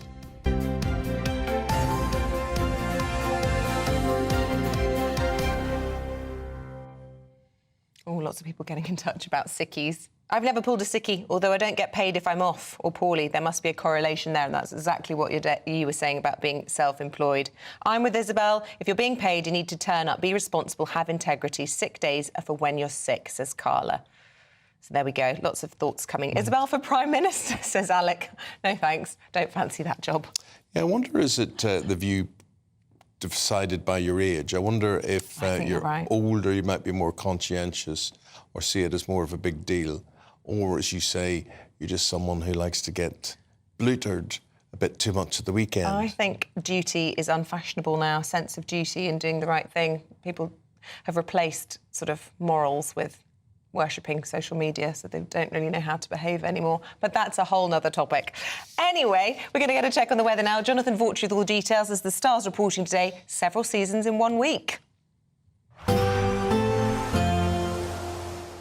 Hello there, very good morning to you. I'm Jonathan Vautry here with your GB News weather forecast provided by the Met Office. It's quite a blustery, windy start to the new week for many of us. A lot of isobars tightly packed together on the pressure chart here, indicating those strong winds. We also have this stalling warm front across areas of Scotland that has provided persistent rainfall throughout Sunday night, and will continue to provide very wet conditions, particularly for the Highlands, Argyll and Bute. A rain warning is in force. Potential for a touch of snow as well on the leading edge of this for the likes of Caithness and Sutherland.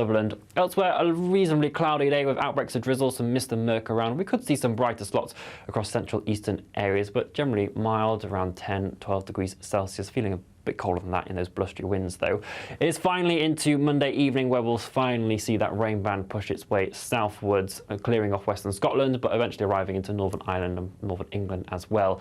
Remaining reasonably cloudy, blustery to the south of that, 10-9 degrees Celsius is your overnight lows, but something cooler and colder arriving in the north, a touch of frost to start off Tuesday morning here. And throughout Tuesday, we will eventually see that rain band push further southwards. Some mountain snow also possible for Northern Ireland, into the Pennines as well. Some brightness possible in the far southeast of England, but the best of the sunshine on Tuesday will be arriving for Scotland as skies brighten up. Some snow showers as well, and also some very strong winds across the Northern Isles, and that colder air beginning to dig in, and it will eventually spread down into other areas of the UK as we head throughout the rest of the week as well. Enjoy your day. Bye-bye. Competition time, the Great British Giveaway, and you could bank £18,000 in tax-free cash. Yeah, and here are all the details about how you can take part. This is your chance to win £18,000 in tax-free cash. And if you're thinking, I'd never win something like that, listen to the moment we told Phil from West Yorkshire he'd won our last Great British Giveaway. Hello? Phil, I've got some really good news for you. You're the winner of the Great British Giveaway. You're joking. That's brilliant news. For another chance to win £18,000 in tax-free cash, text GBWIN to 84902. Text costs £2 plus one standard network rate message. Or post your name and number to GB02 PO Box 8690 Derby DE1 9TT. UK only. Entrance must be 18 or over. Lines close at 5 p.m. on Friday, the 23rd of February. Good luck. Still to come, a dramatic evening at the Grammy Awards. But do award shows still matter? Anyway, we're going to be debating that next. 2024, a battleground year. The year the nation decides. As the parties gear up their campaigns for the next general election. Who will be left standing when the British people make one of the biggest decisions of their lives? Who will rise? And who will fall? Let's find out together. For every moment, the highs, the lows, the twists and turns. We'll be with you for every step of this journey. In 2024, GB News is Britain's election channel. Martin Daubney, weekdays from 3 p.m. Welcome to the show. Superb stuff, great footage. So you're right in the thick of it there. What's the mood on the ground? Well, I've left there now. I've actually now come to that EU Council summit that I was talking about. It's still pretty chaotic. The entire city of Brussels has been completely clogged with these tractors, sort of three abreast in most of the roads across the city. The people of Brussels aren't particularly happy. I mean, this is sort of reminiscent for some people of the Just Stop Oil protests, you know, people gluing themselves. People are unable to get to hospital appointments, and there's a lot of upset about the destruction that's happening on the streets of Brussels today. But on the other side, there's also the protests, which the farmers are saying that EU green laws simply are not able to fit with what they need to do to keep their businesses going. And just before the protests happened, we saw the European Commission actually make some concessions to the farmers' protests. And this is on the demands that were put on them to set aside somewhere in the region of 5% of their land for regrowing for biodiversity. A lot of the farmers have said that's not possible, and the European Commission has said that they can delay that coming in. So they have won a small concession with these protests. And Jack, there's a feeling as well, a huge dissatisfaction that the European Union has managed to find 50 billion euros in aid to send to Ukraine, and yet farmers in particular are on the receiving end of net zero targets, taxation on diesel and endless red tape. So many farmers, Jack, saying they're measuring ditches to see if they have to drain them or not. There are minimum requirements on the width of battery hen enclosures, endless red tape. As Jeremy Clarkson pointed out in Clarkson's farm in Britain, they've simply had enough and they're shouting, Ursula von der Leyen, we are here. I think the most exciting bit for me is talking to people. People who I think are ignored often by the major news channels. We're going to give news they want to hear. There's a voice there that needs to be heard. I think there's a chance here for a diversity of opinion to be expressed, which you don't find elsewhere. It's really exciting. We don't hold back. We're free to say how decisions that are taken here affect us all around the country. Only on GB News, the People's Channel, Britain's news channel.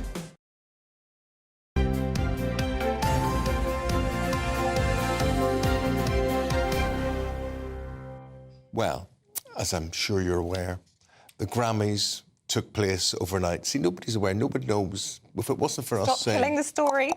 It's saying hello. Very exciting. Well, it wasn't exciting. Well, that's a lie.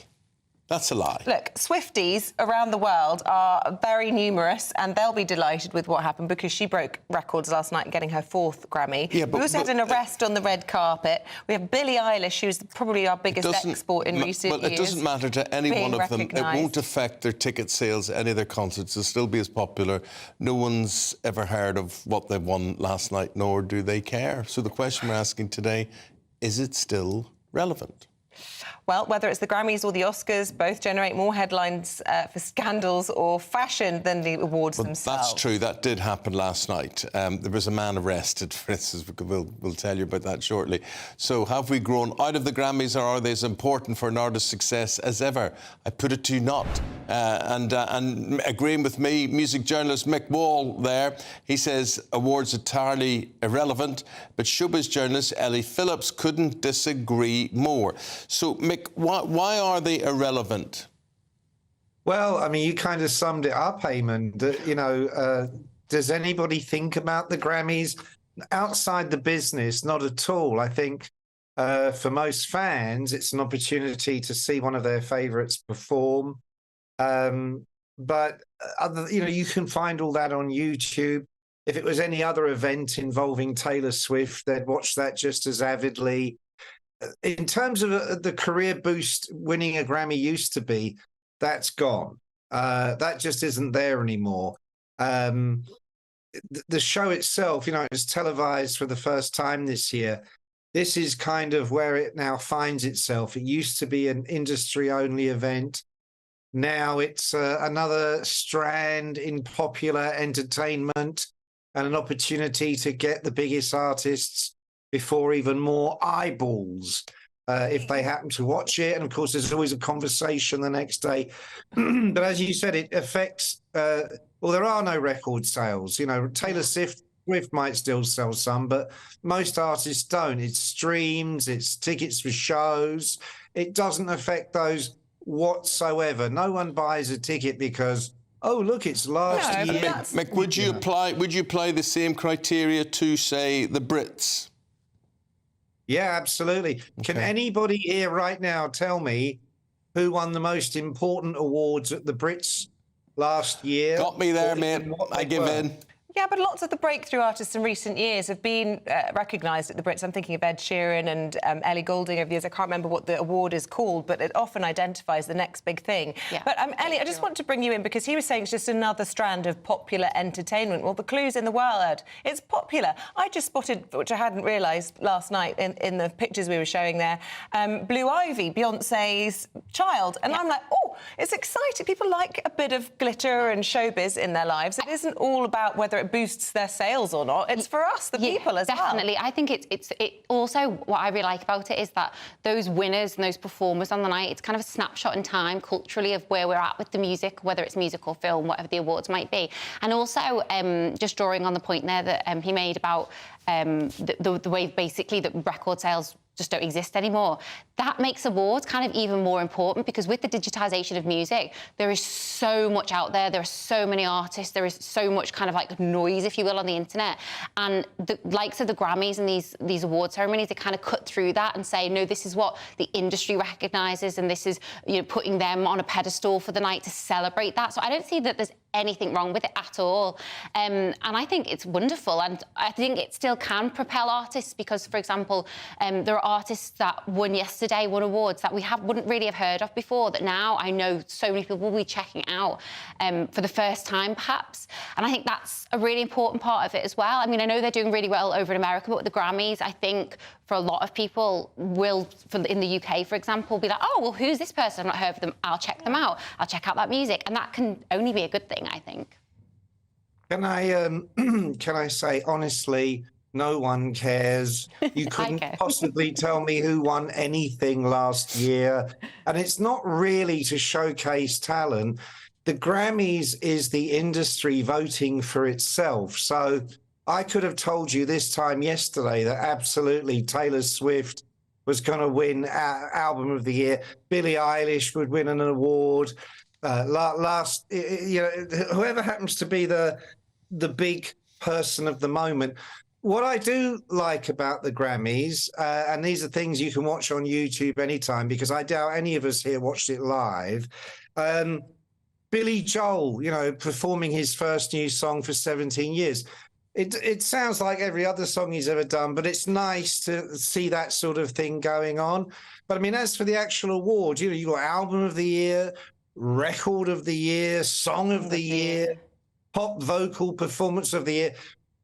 The tail wags the dogs. They get together. Who are we promoting? Who's available? How does it all going to fit together? And then they build the awards around it. So Taylor Swift used it as an opportunity to announce her forthcoming album. It's all very disingenuous. I think she said something along the lines of, I've been keeping this secret for 2 years. What, that you're going to make another record one day? How is that a secret? So I think it's all very scripted, disingenuous, and ultimately very... That's what showbiz is all about. And I think if the question is, like, have they lost their meaning? I don't think you can say that the Grammys have lost their meaning for artists, which is who they're for, because when you look at an artist's success, a lot of them use Grammys as a benchmark. They've had 32 wins, like Beyonce, or this many nominations, or they won this best album this many times. So it's always used when you look at an artist's career to add into kind of the package of what they were in many ways. And it's always the Grammys. It is specifically the Grammys. You don't really hear people saying, oh, well, how many VMAs did they win? It's not there. The Grammys is the pinnacle. And, if you look at artists that won last night for the first time, a lot of them have put out there when they started their careers that their goal was to get to the Grammys, to be recognised by their peers, by the industry. So I do think it still has meaning in that way. OK, final word, Mick. I've been in the business for 40 years, and with the brand new artists, legacy artists, no one ever talks about winning the Grammys. It's not a thing. What they talk about is being number one in the charts. Even that's gone now, because I challenge any of you to tell me what number one in the charts is right now. Pass. These are all things that are fun, popular entertainment. Absolutely enjoy them. Do they mean anything? No more than an appearance. Any late night TV show. Number one is a rehash of Gangster's Paradise. I couldn't tell you who the female duet is. I heard it on the radio as I was driving home last night. Anyway, thank you. And we'll agree to disagree. Mick, Ellie, appreciate your time. Thank you. Thank you. So, you would have watched the Grammys, not that you did watch, couldn't even tell you what channel they were on, because Blue Ivy is there. Yeah. So what is Blue Ivy? Ellie's nodding in the back. Beyonce's child. And Beyonce is a goddess. How old is this sprog? She's, I don't know, 10, 11, something like that. And we don't see her very often. But that's not why I would watch it. But it's things like that. That's why people see the red carpet. They want to see what Taylor Swift's wearing. They want to see what Beyonce's up to. Naive. You're so I'm not naive. You are I naive. have lots going on in my life. And this is a little bit of, sparkle to distract. And that's what showbiz is all about. Escapism. We're talking about sport after the break. Paul Coit sprinkling the showbiz dust on that after this. I I think the most exciting bit for me is talking to people. People who I think are ignored often by the major news channels. We're going to give news they want to hear. There's a voice there that needs to be heard. I think there's a chance here for a diversity of opinion to be expressed, which you don't find elsewhere. It's really exciting. We don't hold back. We're free to say how decisions that are taken here affect us all around the country. Only on GB News, the People's Channel, Britain's news channel. Patrick Christie's Tonight. Weekdays from 9 p.m. Former First Minister Nicola Sturgeon has made her much-anticipated appearance before the Scottish COVID inquiry today. It comes after allegations emerged that she deleted key pandemic WhatsApp messages, used the pandemic to push her own political agenda. But let's just cast our mind back, shall we, to August 2021, when Sturgeon was asked if she'd hand over all her WhatsApps to the inquiry. Here we go. I think if you understand statutory public inquiries, you would know that even if I wasn't prepared to give that assurance, which for the avoidance of doubt I am, then I wouldn't have the ability. This will be a judge-led statutory public inquiry. Which, for the avoidance of doubt, I am. OK. Well, you weren't, were you? But fast forward to today, and she was much less forthcoming. WhatsApp messages between yourself and Mr Yusuf and Ms Lloyd were produced by you. Where did you get them? They were provided to me through the Scottish Government. But did you delete them? Yes. Did you consider yourself, against that background and your considerable ministerial experience, to be precisely the right First Minister for the job? No, that's not how I would have thought of it at all. There's a large part of me wishes that I hadn't been. All right, then. I'm joined now by Tory MP Lee Anderson. Lee, are those just crocodile tears? Well, it looks like crocodile tears to me, Patrick. I mean, first we had the missing camper van. Nobody knows where that is. Now we've got this nonsense. We've got these burner phones, dodgy £5 phones from wherever they bought them from, WhatsApp messages going missing. It all looks a little bit dodgy to me. I mean, she's bleating on there, she's crying on screen. This is not cutting no ice. You know, it's really crocodile tears. It makes you wonder what the SNPs are all about, Patrick. It looks... I mean, the people that have burner phones, let's be clear, people that have these dodgy phones where you can't trace them and disappearing WhatsApp messages, these are normally criminals, these are drug dealers. And you know what? These SNPs are no better than criminals. Join us every night on GB News at 11 p.m. for Headliners, which is 3 top comedians going through the next day's news stories, which is exactly what you need, because when the establishment has gone crazy, you need some craziness to make sense of it. Headliners. You don't have to bother reading the newspaper. We've got it covered for you. Every night at 11 p.m. and repeated every morning at 5 a.m. We won't send you to sleep like some of the other paper review shows out there. So join us 11 p.m. every night on GB News. The People's Channel, Britain's news channel.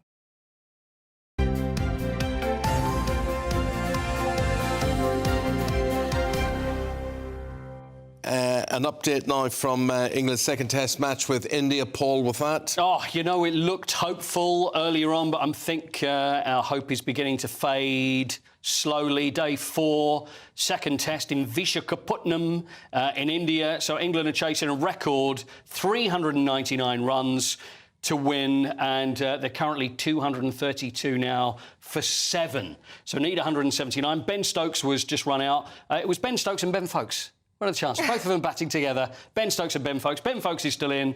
Ben Stokes has just been run out, so 232 for 7. Oh, it's going to be tough. You know, you can't put anything past this England side, but I think they are going to struggle. Okay. Anyway, let's go on. We moved from India to Hong Kong. And the officials there, the government there, have expressed their dismay. Yes. And their extreme disappointment they've spoken about. Why? I think there's an international incident here. Yes. Into Miami, David Beckham's side, Lionel Messi, they've gone over to play in Hong Kong in a friendly, pre-season friendly. Now, the thing is, now you can see Messi there sitting on the bench. And there's the fans, sold out 38,000 tickets in Hong Kong in less than an hour because they wanted to see Lionel Messi play. Well, they hardly wanted to see whatever they're called, Miami. What are they called? Yeah, Inter Miami, the rest of the Inter Miami team. Yeah. Because that's who they're paying to see. Look, they're all desperate to see him, but it was decided that he had a slight hamstring pull and would not be able to play. So now the authorities in Hong Kong are demanding explanations. Not a refund. No, yeah, well, that's what the fans want. The fans are saying, we want refund. You've got government officials are saying, we'd like an explanation to exactly why. I don't know whether they need X-rays or anything else. But, yeah, all hell's broken loose because Messi did not play. He was there training, and they sold out training. People were there watching him train, but the fact that he couldn't play, it's all kicked off. It's all kicking off. It's all kicking off. It's all gone Pete Tong. It's all kicking off in Hong Kong. But quick thing about Arsenal-Liverpool, I should mention. Yeah. Did you see, because there's a little furore. Furore? Anyway, that's happened because of the photographs that Martin Odegaard was taking. Did you see that? No. And this is Jamie Carragher. Look, there he is. Oh, he took this of Arteta. That's it. No, he actually took it. Well, this is what happened. He took photographs of the photographer, and fans are all cheering because they'd just beaten Liverpool. But there is a picture. He did take some pictures of Arteta, which we have. Now, this is the pictures he took. Hopefully we can see those. So there's Martin Odegaard. There we are. There's the first one that he took. There's one that he took there. And there's another one. Look, there's the other one that he took. Of Mikel Arteta. And we have rumbled this. We have and there he is there. He out. even changed his shirt as he was taking that photograph. So there's the photograph. Captain Black. There you go. Yeah, from Captain Scarlet. The same man. Yeah. It's the same man. But you see, what happened that Black became a baddie when he died and the Mr. hovered over the top of him and he came back as a baddie. But yet Captain Scarlet, who also died. Did he? Yes. Scarlet died? Scarlet died. Do-doom, do-do-do-do-doom. What are the rings for? The reason he's got his superpowers... Captain Scarlet, is that he came back from the dead but didn't go to the dark side. Is that right? Yeah. But I don't know why he didn't go to the dark side. It's like a crazy religious story, isn't it, yes. really? So there's more in Captain Scarlet than I imagine there were. Yes. So what are the rings? Are they like cigar rings? Could you see the Mr. But why? What? So every time something bad happened, you'd see these little circles? What are you talking about? They are the Mr. from planet Mars. What the circles are? The circles are. So you just see those and they're just circles? I always wonder what... the Mr. can see you, Earthmen. Oh, that's... We know what you are planning. They know everything. Right, OK, fine. Yeah. But then the whole skill about the Mistrons is that they can take over somebody's body. But they can't kill Captain Black because... They can't kill Captain Black, but they can't kill Captain Scarlet either. Thank goodness. But he's a goodie and Black's a baddie. Yeah, that's right. Anyway. OK, well, that's sorted out. Did you follow us with that? I did, yeah, and I also quickly tapped out because a very interesting email's just come in. I'm debating whether or not I should name him and shame him. You know who you are. I'm having a day off today, recovering from my birthday on Saturday. Don't tell anyone. I turned 52. I'm not going to out you because I'm a nice person, but is he somebody we know, or did he put his name there? Yeah, he put his name on it, but I'm too nice to do that. Anyway, lots of you getting in touch about sick days. Keep those coming in. We're having a quick break after this. We'll be talking Sharon says, wait a minute. Oh, go on then. Sharon says, no. Oh, come on. Everybody does it. And quite often it's needed simply as a mental health lift. Well, I rest my case. Vicky, I have never pulled a sickie, although I don't get paid if I'm off poorly. Some correlation there, and a few people saying that. I'm sick of my colleagues calling in sick, not just for one day. I have to pick up their work. That's the point. It's just so selfish. You've got to put your voice on, though, haven't you? Nobody has ever called in sick and not given extra voice. You're right. Oh, I'm not feeling very well. I come in. I don't know what it is. I'll be okay. I think I'll come in. No, you stay. You can't sound perky when you're calling in sick, can you? Hi there, I'm feeling unwell. Any chance? You've got to sound ill, even if you don't sound ill. Oh, yeah. Right, well, Anyway. coming up, we're talking about why you don't need to scrap carbs from your diet to lose weight. Ooh. That's in Making the News with Dawn Neeson and Christopher Biggins. That's next. Every Sunday from 11, join Michael Portillo. There will be topical discussion, looking at the week before and the week to come. So kick back and relax at 11 a.m. on Sundays on GB News with me, Michael Portillo. GB News, the People's Channel, Britain's news channel. GB News Breakfast. Every day from 6 a.m. I'm interested in your Royal Protocol story there about how the Queen would not be expected to visit the King more than once at the hospital or whatever. What would the benefit of that be? I'm just trying to work out why that would be. Well, I suppose it's to avoid lots of people outside making a big... Panicking and all the photographers. But otherwise, I think it's very strange. It's a sort of not showing your emotion, whereas Camilla will show her emotion because she loves him so much. But any normal person would go and visit their loved ones in hospital. Yes, they would, but you see, they never went with them, even when they went in. And only rarely would they go maybe once if it's quite a long stay.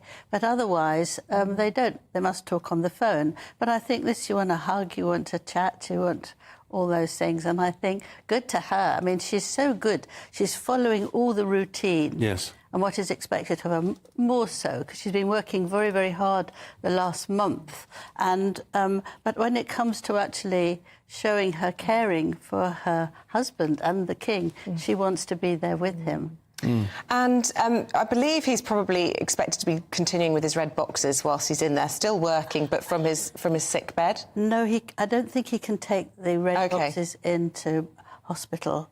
I think they will be ready for him when he comes out. Okay, so complete rest from work. And he might have some paperwork, but I think those are so confidential that they can't be taken in. I mean, if he falls asleep and they're there, you know, you don't want to risk it. I'm sure he's got protection all the time, but I think it's not done. I don't. That's not done. Well, he changed the location for the procedure, didn't he, so that the taxpayer didn't have to pay for 2 sets of security at 2 different hospitals. Yes.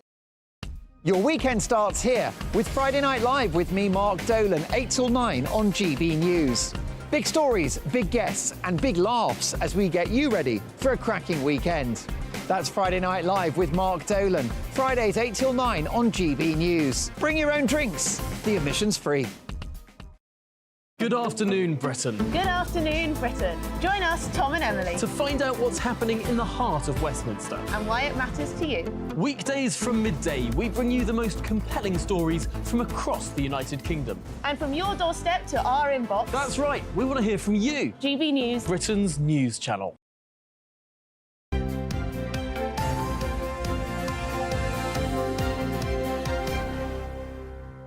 Dawn and Christopher going through the papers today. And Christopher, we want to begin with a delivery food bike rider, right? So somebody that does Just Eat or Deliveroo or something.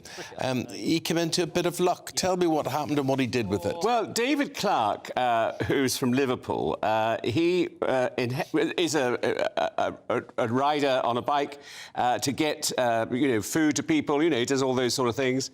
And he was inherited from his mother £100,000. Yes, yes. And so what does he do? He decides to give it away.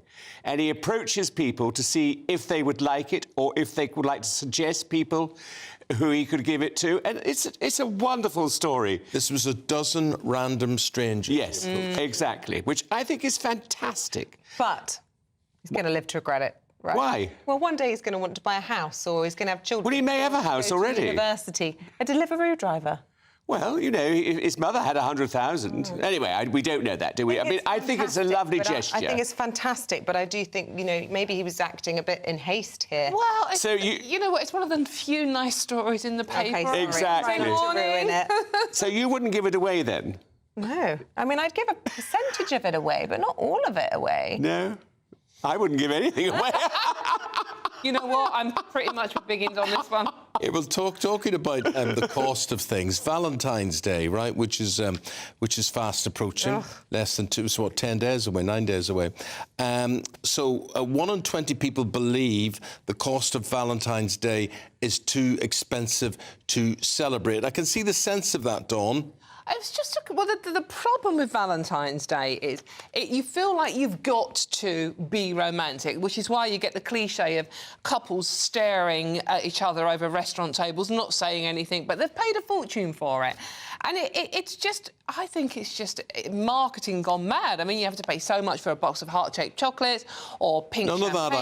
None of that I mind. But I think it's for fresh love, new love. While it's bubbling away, you can't. It's where you run out of conversation is when it's been going on for 25 years. You old cynic, you. We've been married. We've been together 41 years this year, and I still love him as much as I did back then. The problem I have with Valentine's Day is it's the husband's birthday the day before.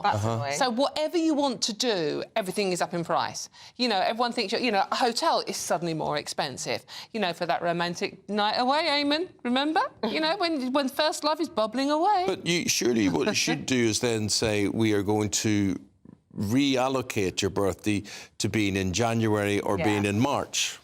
Doesn't quite work like that, does it really? But just the cost of going out. Anyway, I went out on Thursday night, 2 drinks for my husband and me, and a bowl of chips with parmesan on top because we didn't want to be. Well, you know how to treat a girl. We were going out later for dinner. Guess how much that came to? £30. £70. You're joking. 70? Just literally in the bar opposite the theatre that we were going to afterwards. West End Theatre area. And I thought, people can't afford £70 on a pre-drink before they go to the But you know what theatres are now? £300, some shows. Yes. We're going to the Cirque du Soleil next week, and the friend of ours is taking it, suddenly let rip that he actually paid £300 a ticket at the Albert Hall. So that's £1,200 they spent. I'm embarrassed. Yeah, and the trouble is, it means that only those people who can afford it will go. Exactly. And then eventually those people run out of interest. Well, so that they price themselves out. You say that, but all these theatres at £300 are full. They're full out. But the thing is, it's not just the theatre. It's like even things like going to football these days. 55 quid, 60 quid a ticket. By the time you bought a programme, you brought some food for the kids. But it's good value if you go and your team wins 3-0. Oh, why did I do that? There's a football fan for you. He's been dying. I know. Biggins, let's talk about wrinkles. You know, I always look at you, Biggins, and I think there are no wrinkles on a balloon. Yeah, I was going to say fat helps. We were talking this... No, he's absolutely right. I mean, Dawn and I were talking about this, and I said fat. Because if you're fat, you don't have any wrinkles. Yes. It's as simple as that. I work hard at keeping it up. You're looking well. You're fading away to nothing. Well, thank you very much. That's very kind of you. Do not do what you did earlier when you were asked how you were losing weight. Do not do that. All right, OK. No.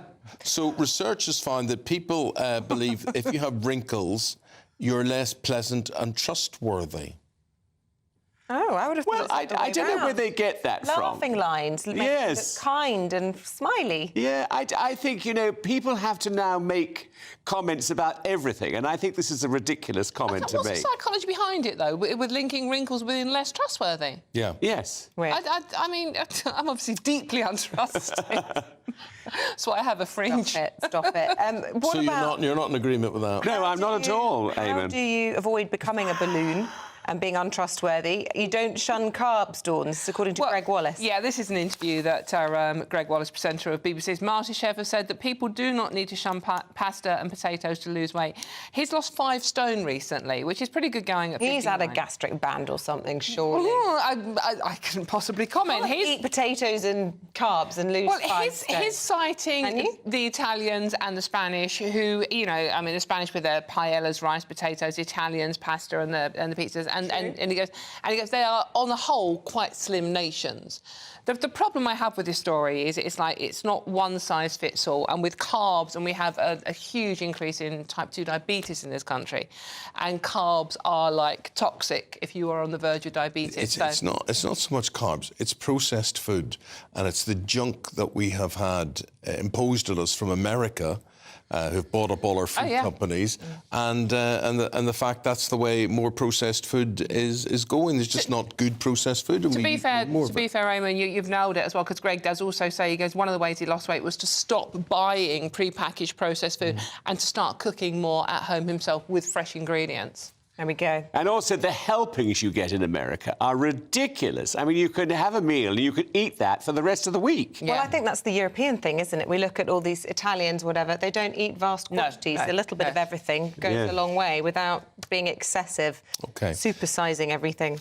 Guys, thank you very much indeed. We're going to see you again in about 40 minutes. Thank you, Dom and Chris. Let's get a weather update now, because it's a bit of a mixed bag this week. It's going to start off quite mild. It's going to get rainy. Then it may get snowy as we head towards the weekend. Jonathan Vautry will put you in the picture.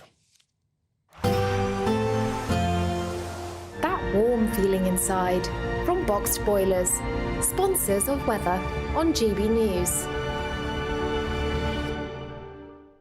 Hello there, good morning to you. I'm Jonathan Vautry here with your GB News weather forecast provided by the Met Office. It's quite a blustery, windy start to the new week for many of us. A lot of isobars tightly packed together on the pressure chart here, indicating those strong winds. We also have this stalling warm front across areas of Scotland that has provided persistent rainfall throughout Sunday night, and will continue to provide very wet conditions, particularly for the Highlands, Argyll and Bute. A rain warning is in force. Potential for a touch of snow as well on the leading edge of this for the likes of Caithness and Sutherland. Elsewhere, a reasonably cloudy day with outbreaks of drizzle, some mist and murk around. We could see some brighter slots across central eastern areas, but generally mild, around 10-12 degrees Celsius, feeling a bit colder than that in those blustery winds though. It's finally into Monday evening where we'll finally see that rain band push its way southwards, clearing off western Scotland, but eventually arriving into Northern Ireland and Northern England as well. Remaining reasonably cloudy, blustery to the south of that, 9 degrees Celsius is your overnight lows, but something cooler and colder arriving in the north, a touch of frost to start off Tuesday morning here. And throughout Tuesday, we will eventually see that rain band push further southwards. Some mountain snow also possible for Northern Ireland, into the Pennines as well. Some brightness possible in the far southeast of England, but the best of the sunshine on Tuesday will be arriving for Scotland as skies brighten up. Some snow showers as well, and also some very strong winds across the Northern Isles, and that colder air beginning to dig in, and it will eventually spread down into other areas of the UK as we head throughout the rest of the week as well. Enjoy your day. Bye-bye. That warm feeling inside from Boxed Boilers, sponsors of weather on GB News.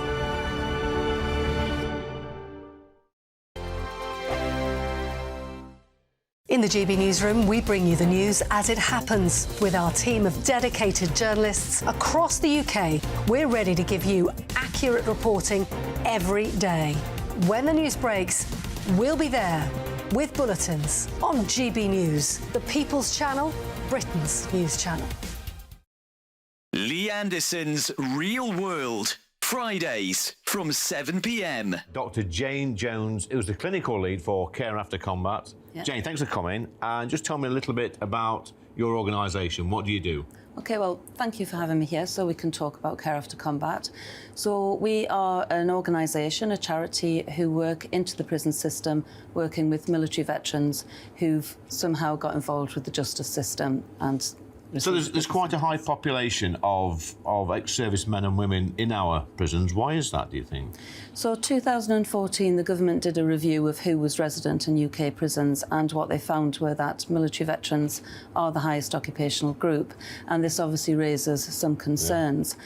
So the government wanted to do something about that, and so they supported Care After Combat initially just as a scoping exercise, really, to see if there was any way we could help these men and women actually, understand the problems that led to offending behaviour and go on to lead successful lives. So what sort of offending behaviour are we talking typically for people that's in prison that's actually served in our armed forces? Primarily, it's violence. Yeah. So that is the highest offence that we work with. Okay. But of course, the military, as with everybody else, it's the full range of offender behaviour. OK, so we're in a pub, Jane, Dr. Jane, and I guess for some people, the odd tip of alcohol is good, a bit of fun of a weekend, relax, let your hair down. But for some people, alcohol is not always their best friend, and I guess that plays a part in some of your veterans that end up inside. Yeah. Absolutely. So, speaking from my own experience, a good 2/3 of the people I work with have some kind of mental health problem or mental health difficulty, struggling to either adapt into civilian life or with some of the traumas they've experienced during service. People might self-medicate with alcohol to manage some of those thoughts and feelings. Yeah. Your weekend starts here with Friday Night Live with me, Mark Dolan, 8 till 9 on GB News. Big stories, big guests and big laughs as we get you ready for a cracking weekend. That's Friday Night Live with Mark Dolan. Fridays 8 till 9 on GB News. Bring your own drinks. The admission's free. Have a great Saturday night with me, Leo Curse, on the Saturday Night Showdown. It's a crazy world out there, so come and make fun of it with me, my panel of comedians, and a couple of people who actually know what they're talking about. The Saturday Night Showdown is your front row ticket to the clown show every Saturday, only on GB News, the People's Channel, Britain's news channel.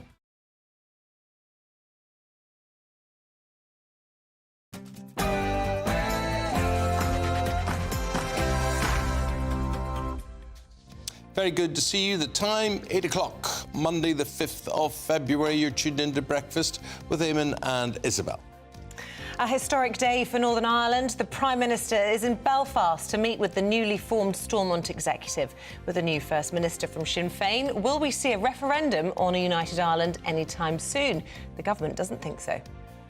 I would be generally surprised to see that in my lifetime. I mean, there's so many other issues for an executive to be getting on with anyway that I'd suggest that in the in-tray they would massively outrank any sort of debate on constitutional change. That's right, I'm here in Belfast for the return of the Stormont government. The PM's about to arrive. Let's hear what he might say shortly. Further escalations in the Middle East. The Chancellor is expected to bolster defence spending in the budget next month. But are we ready for any war? We have underfunded our overall defence capability for very many years, really effectively since the end of the Cold War. But frankly, the consequence of underfunding means that we don't have the capability that we would require if we were to get dragged into a major conflict. With botched surgeries making the headlines again, costing the NHS millions of pounds. This morning, we're debating whether surgery is cheating your way to beauty. And in the sport, England struggling on a record run chase to beat India.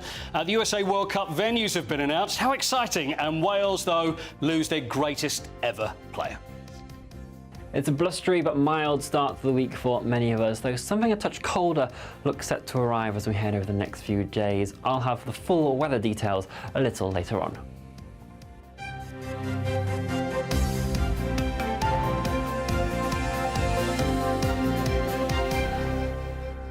Now, just before we get underway, we have a very exciting announcement here on GB News in relation to the station.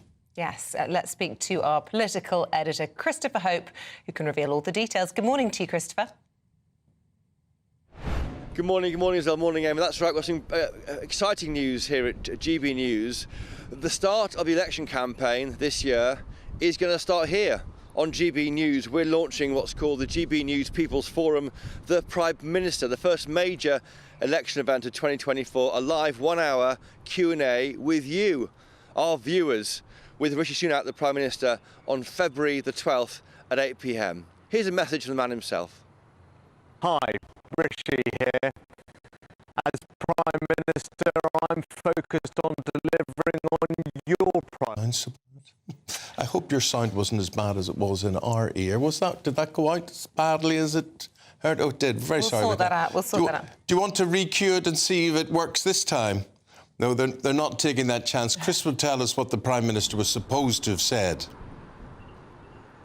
Well, he was saying, go to our website, Eamonn, gbnews.com/PM, to sign up, to get your chance to put your questions to the Prime Minister. I can see flashing blue lights behind me here at Stormont. He's about to arrive, the Prime Minister, shortly behind me, I think.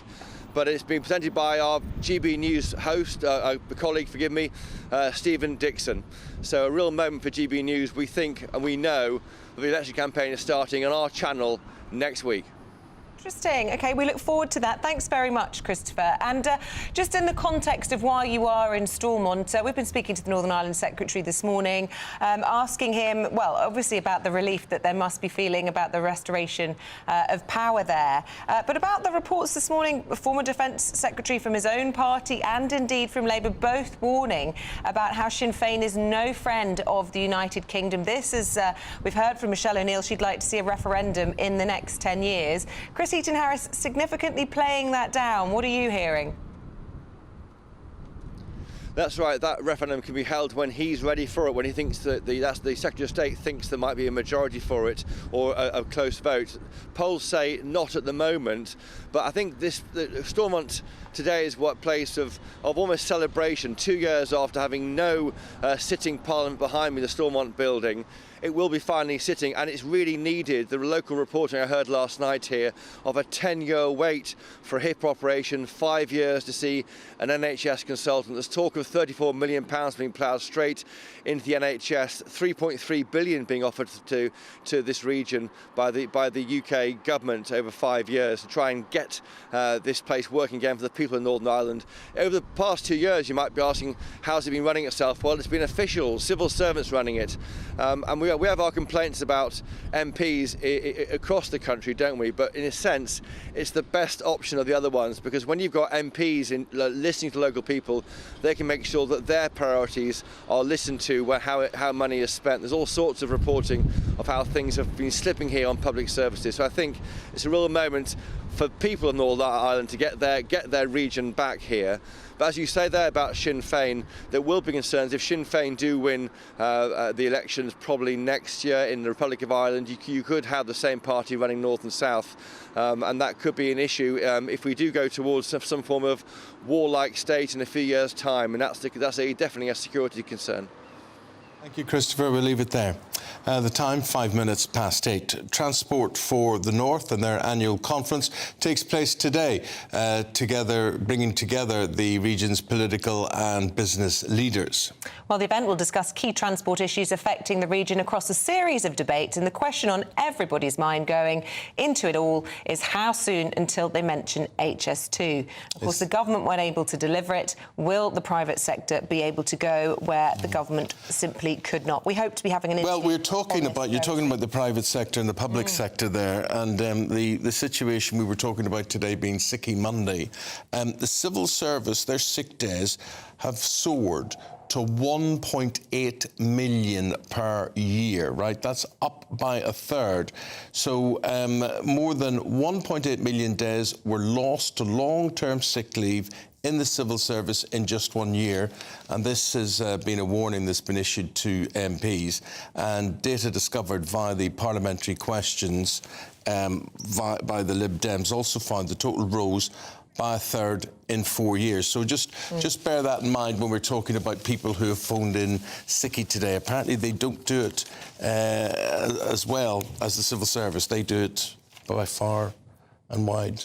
Now, we are talking about this Transport for the North annual conference. It brings together the North's political and business leaders, government and industry representatives to discuss key issues. And among those attending will be Andy Burnham, the Mayor of London, as well as Transport for the North's Chief Executive, Martin Tugwell, who I'm pleased to say joins us this morning. Good morning to you. Look, presumably quite a lot to talk about at your conference today, but we're all very keen to hear what you think you might be able to do to possibly resurrect HS2 now the government have washed their hands of it. Well, good morning and welcome from Liverpool. And it is an important day because Transport North is very much bringing together, as you say, the political and the business leaders, and the ambition that the North has remains undiminished. We know that if we get the investment in the big infrastructure, we can deliver over 118 billion extra to the economy by 2050. So investing in the big infrastructure, investing in the capacity to connect our big cities is absolutely on the front of our agenda today. And what about HS2 and where any surplus, anything to be gained or gleaned from the abandonment of HS2? Or indeed, is it abandoned? Well, I think what we know is that there are problems and issues that we need to address. We still have to think about how do we get extra capacity on the West Coast Main Line. We need to think about how we solve rail access in and around Manchester. HS2 was going to help us with that. Now, because the government has curtailed the later stages of it, it doesn't mean that we don't have to find solutions. And that's where initiatives by Mayor Burnham and Mayor Street are to be welcomed. Because actually, let's be honest, this investment is going to be both the public and the private sector. So these initiatives are important, but what remains undiminished is that ambition about unlocking the North's potential. And we've seen it in places like Birmingham, where you're seeing the regeneration around Curzon Street because the railway's coming. We want that to be happening in the North. Who pays for it, Martin? But could you repeat the question? I was saying, who pays for it? Well, there's an investment from both the public and the private sector. Now, we know that the investment by the public sector is actually going to return things, not just in terms of the economy, but also in terms of improving equality and also reducing the environmental impact. If we think about the investment that made in our Northern Rail services. Every pound invested in our services delivers over £4.50 in terms of the wider economic, social and environmental benefits. It's not just about the economy, it's about improving equality in the North. We have over 3 million people in the North are living in areas where they don't have access to transport at the moment, or they can't afford transport. So it's about the big investment, but it's also about working with our metro mayors and our local leaders to deliver improvements at a local level as well. I mean, there is lots of public money sloshing about, isn't there? After HS2 was axed, the government promised that they would redirect lots of those funds into infrastructure projects in the region. Are you feeling those promised benefits of cancelling HS2? Well, we're starting to see some of the big investment happening. We've got a major project in the north called the Trans-Pennine route upgrade, over £10 billion worth of investment to improve the core route between Manchester and Leeds. And that's a really important investment. But let's be honest, we got to do things better. It took us over 10 years to get the remit for that project agreed, 10 years of delays, 10 years of extra costs. And what we're about here at TFN conference today is not just saying, what's the ambition, but how do we work to do things differently? How do we be more efficient at using the money that is available to deliver things sooner? Because if we deliver it sooner, it'll be cheaper and it'll also bring benefits to people and businesses faster. So, Trans-Pennine, OK, so just for people who don't know, that would be linking, Leeds, Sheffield, right across through Manchester to Liverpool, am I assuming? The core of it is about improvement in extra capacity, extra trains between Manchester and Leeds. But you're right, we've also got to see improvements at Sheffield. We want to improve the southern route across the Pennines from Sheffield to Liverpool. We want to see that connection to Hull and the East Coast. We need to see improvements on the East Coast main line. So there are still challenges across the north where we need to work together as political and business leaders to have the ideas, have the plans, and then work with government and the private sector to make them happen and make them real on the ground. Okay. Martin Tugwell, thank you very much indeed. Martin will be speaking at that Transport for the North annual conference together with the Mayor of Greater Manchester, the Liverpool City Region Mayor, the Mayor of West Yorkshire, the Transport for the North Chair, Transport for the North Chief Executive, which is what Martin is there. So, big hitters at that conference today. Let's hope they come up with something which is beneficial to people. Let's take a look now at some of the other stories coming into the newsroom. A reward of £20,000 has been placed by police for information leading to the arrest of the chemical attack suspect Abdul Azadi. Investigators believe people know the location of the suspect and have not yet come forward. The woman attacked in Clapham on Wednesday is believed to have suffered life-changing injuries, while her 2 daughters were also hurt in the attack. We spoke with former police detective Martin Gallagher earlier. He's obviously in some sort of safe location, either one that he'd organised himself, which I think is unlikely given the nature of the attack, or he's got assistance and someone's helping him and hiding him at the moment. I don't know, I'm not a medical doctor, the extent of treatment he would require for those injuries, but I would imagine it's extensive. The Prime Minister has defended UK airstrikes in Yemen, calling the Houthis' actions in the Red Sea illegal. It comes as The Independent reports that Chancellor Jeremy Hunt is expected to boost defence spending in his upcoming budget next month to bolster the UK's international standing. Lord Dannatt spoke on the programme earlier this morning. Parking in Paris is set to become a lot more expensive. The city held a referendum yesterday to increase the price of parking for SUVs and any car weighing over 1.6 tonnes. The cost to park will now triple to €18 or £15 per hour. Just 5.7% of Parisians took part in the vote, which was billed as a way to make this year's Olympic Games greener and friendlier for pedestrians and cyclists.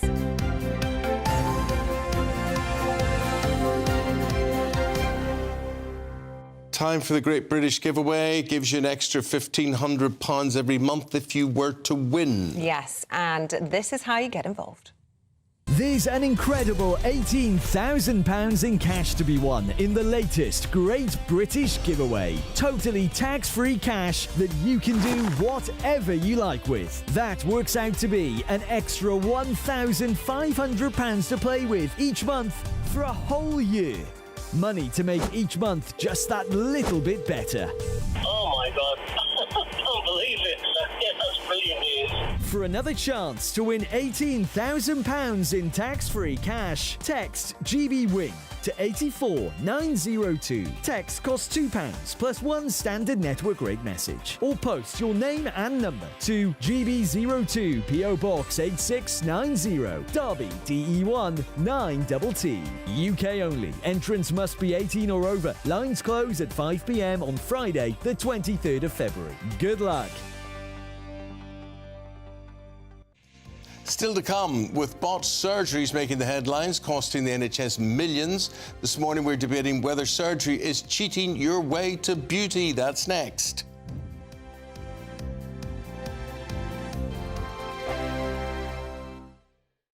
(2024), a battleground year. The year the nation decides. As the parties gear up their campaigns for the next general election. Who will be left standing when the British people make one of the biggest decisions of their lives? Who will rise? And who will fall? Let's find out together. For every moment, the highs, the lows, the twists and turns. We'll be with you for every step of this journey. In 2024, GB News is Britain's election channel. Good afternoon, Britain. Weekdays from midday. Francis, Just Stop Oil have in the past broken the law. I remember distinctly the Dartford crossing. That ended up with 2 jailed, I believe, if I remember correctly. Is it ever justified in your view? Yeah, thanks so much for having me on. I mean, I would have to say yes. I mean, we're trying to preserve my life, your lives, the lives of your family, and it's not just the planet that we're trying to protect, it's the lives of millions of people. And, you know, we know from history that we have to break the law in order to put pressure on the government and to be listened to. No one would doubt your sincerity in your views. You genuinely believe in what you fight for. But there are others who think differently. For example, there are Islamist extremists who believe that people will go to hell unless they convert to Islam. They will sincerely, perhaps, break the law in order to force people to convert. In their view, they might be saving people's lives for eternity. There might be abortion activists who say that babies are being murdered and to save their lives we need to break the law to stop people having abortions. Why do you get to say that your moral conviction is the one that's right and other people's individual moral conviction are those that are wrong? So what's really integral to the Just Stop Oil campaign is the fact that it is a non-violent campaign. That's what separates us from the examples that you've just given. We're absolutely dedicated non-violence, both as a tactic and as a principle. So though we might be breaking the law... If individuals take it upon themselves to break the law for whatever their course is, surely the way that we decide what society wants in general is democratic and within the law. Well, of course, we know also that protest is absolutely integral to maintaining and upholding a democracy, and in particular, non-violent protest. I mean, I really can't express to you how severe this situation is, and I'm sure you know this. I'm Michelle Dewberry, and I'm not here to tell you what to think.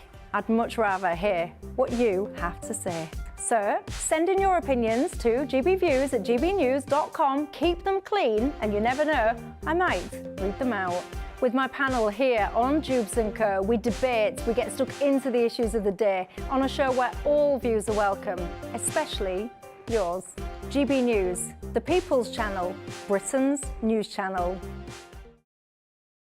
2024, a battleground year. The year the nation decides. As the parties gear up their campaigns for the next general election. Who will be left standing when the British people make one of the biggest decisions of their lives? Who will rise? And who will fall? Let's find out together. For every moment, the highs, the lows, the twists and turns. We'll be with you for every step of this journey. In 2024, GB News is Britain's election channel.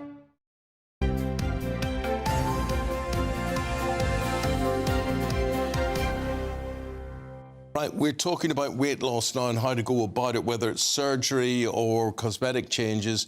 It is a very interesting, hot subject these days. Yeah, UK surgeries have seen a big rise in cosmetic and weight loss procedures. So we're asking this morning, is actually going under the knife cheating your way to beauty?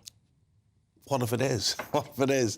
Anyway, let's find out from weight loss coach Anne Archie, who thinks natural is the way to go. Sophie Goodman, though, she's been there, done it, got the T-shirt, in her case, the gastric sleeve, and she thinks, well, this is good, this is good. So how does it feel like? What does it feel like, the whole... Honestly, it's life-changing. I had weight loss surgery at 23 years old, and I can confidently say that I don't think I'd be seeing my 30s if it wasn't for weight loss surgery. I think you reach a point where you just hit that level of morbid obesity, and you need some form of medical intervention. It's a lot more than just going to your local dietitian and telling her you need to lose, him or her, that you need to lose 10 or 15 pounds. Now, let's just spell it out to people. You have lost an amazing 8 stone. Yeah. Right, that is life-changing. You know, that can be a whole person's body weight, of course. So how long ago was that? So I had surgery in December of 2019, so just over 4 years ago. Wow. Yeah. And has it been difficult to keep it off? So I've tried to maintain a good routine with exercise and fitness and playing netball. I had an accident last year, which meant I couldn't exercise for the year, and I gained 10 kilograms back. But I'm now in a good fitness routine again, and I'm able to lose the weight that I... And you look well. Do you feel well? Do you feel happy? Amazing, honestly. OK. So why, from your point of view, Anne, would you worry about this? I worry about it not because it's something bad. So for some people, it is an add-on tool. But at the same time, you absolutely have to keep on with the specific eating requirements and the small meals and the exercise and the drinking regularly throughout the day. So unless you also change your lifestyle and your habits, you are going to... Well, let's find out if that is actually what happened to Sophie. The lifestyle habits, the eating. Yeah, there's a lot of change that's involved, and weight loss surgery, as Anne correctly said, is not an easy way out in the sense of you still have to adapt to a brand new lifestyle. So, for example, if we were to go to a restaurant now, I would maybe have a starter or a child's portion as opposed to a full meal.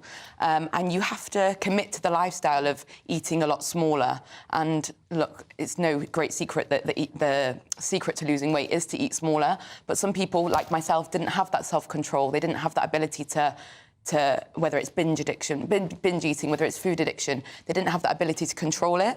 And it's simply a tool which helps you eat less. Were you given the surgery on the NHS? It was an option, but I decided to go privately just because the waiting list was 3 years at the time. OK. Because I suppose that's where it becomes a bit questionable, doesn't it? If people can't control themselves and then at vast expense to the taxpayer have to have the surgery to help them stop eating so much. But there is this huge growth in the market, whether it be the injections or Ozempic. We were talking about gastric bands, and there's all these weight loss tricks now. Do you think people should just actually tackle the problem of why they want to overeat rather than take such drastic measures? Well, first of all, the measures are very invasive. So unless you are also committed to looking at why you're doing it and how you can overcome those issues, long term, it's not going to help. So I've unfortunately know a lot of people that went through those invasive issues or methods and then put all the weight back on. And then what? Yeah. And would you be against things like Botox or lip fillers, whatever people might be choosing to do to make themselves feel better? Well, even after, you know, a lot of weight loss, if you then have to go through skin removal or whatever, why not? Because obviously you've gone through all that work. Let's, you know, enjoy it to the most. But also change your lifestyle. Otherwise... Well, let's find out from Sophie how invasive it was. Anne's talking about invasive surgery. So just explain to people what a sleeve is. OK, so not a medical professional, but I'll try. But you've had it done. Yeah, so they basically go in through keyhole procedure. There's 5 sort of passageways within your stomach. They go in, they cut away 80% of the stomach, and you're left with a sleeve-like feature, hence why it's called a sleeve. And then... So your stomach is smaller right from the start. It's reduced. It's reduced. It's cut. As though you're cutting a piece of cake, it's cut. 80% is taken away, and you're left with this banana-shaped stomach as opposed to a full stomach. So there's no going back? Not with a sleeve. With a gastric band, you can have it reversed, you can have it adjusted. Sleeve is permanent. OK, now, say you and I go out for a meal and we sit and we have we go for a 3-course meal, and so there's the starter and prawn cocktail, and you say, right, that's OK. Yeah. I'll go with that. Yeah. So then we go to the main course. So you say you'll have a child's portion. I think I'd probably stick with the starter, and that would be sufficient. That would be sufficient. So would you be good company?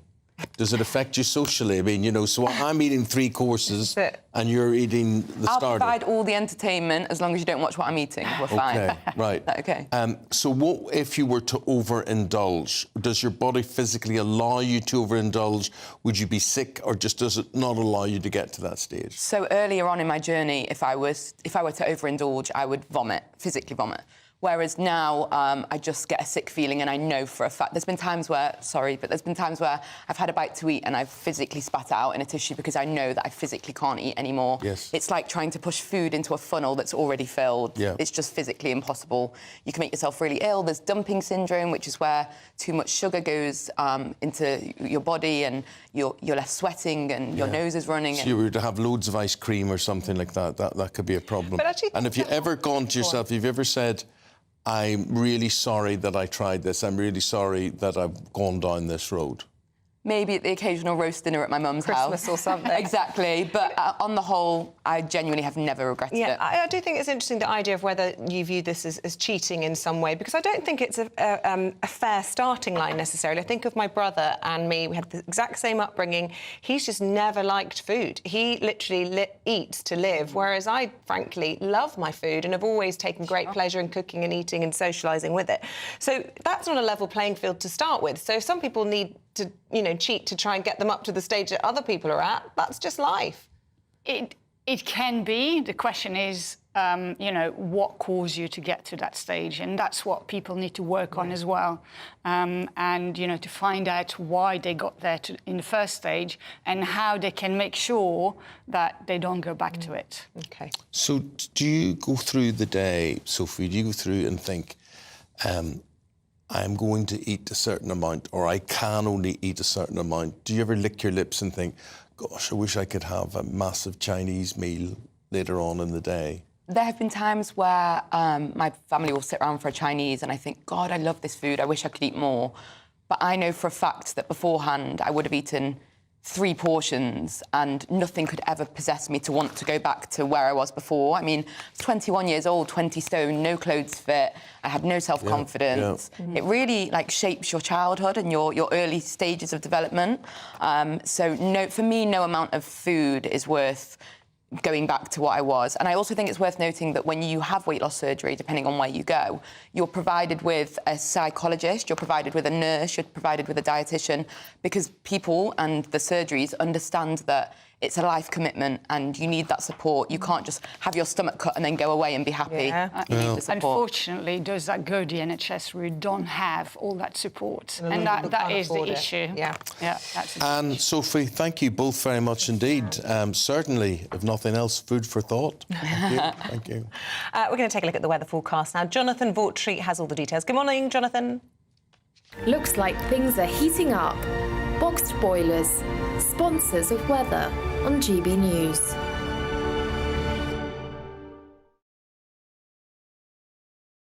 Hello there, good morning to you. I'm Jonathan Vaughtry here with your GB News weather forecast provided by the Met Office. There's quite a blustery, windy start to the new week for many of us. A lot of isobars tightly packed together on the pressure chart here, indicating those strong winds. We also have this stalling warm front across areas of Scotland that has provided persistent rainfall throughout Sunday night, and will continue to provide very wet conditions, particularly for the Highlands, Argyll and Bute. A rain warning is in force. Potential for a touch of snow as well on the leading edge of this for the likes of Caithness and Sutherland.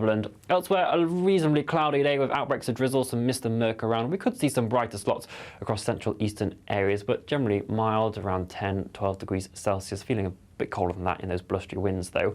It's finally into Monday evening, where we'll finally see that rain band push its way southwards, clearing off western Scotland, but eventually arriving into Northern Ireland and Northern England as well. Remaining reasonably cloudy, blustery to the south of that, 9 degrees Celsius is your overnight lows, but something cooler and colder arriving in the north, a touch of frost to start off Tuesday morning here. And throughout Tuesday, we will eventually see that rain band push further southwards. Some mountain snow also possible for Northern Ireland, into the Pennines as well. Some brightness possible in the far southeast of England, but the best of the sunshine on Tuesday will be arriving for Scotland as skies brighten up. Some snow showers as well, and also some very strong winds across the Northern Isles, and that colder air beginning to dig in, and it will eventually spread down into other areas of the UK as we head throughout the rest of the week as well. Enjoy your day. Bye-bye. A brighter outlook with Box Solar, sponsors of weather on GB News.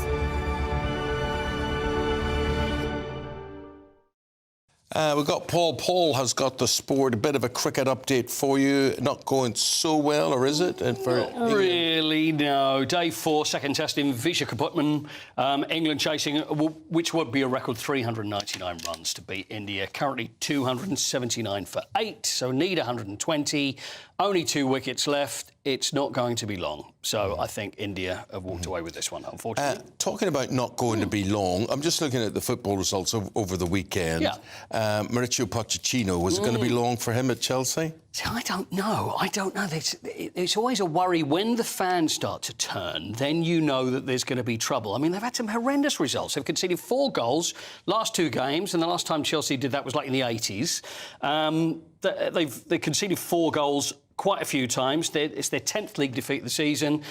They've got they spent over £1 billion on their players. So it should be coming together at the moment, but it isn't. So there's Poch, and they were even calling for Mourinho to come out. I mean, for crying out loud. So desperate to get Jose Mourinho to come back because he's looking for a job.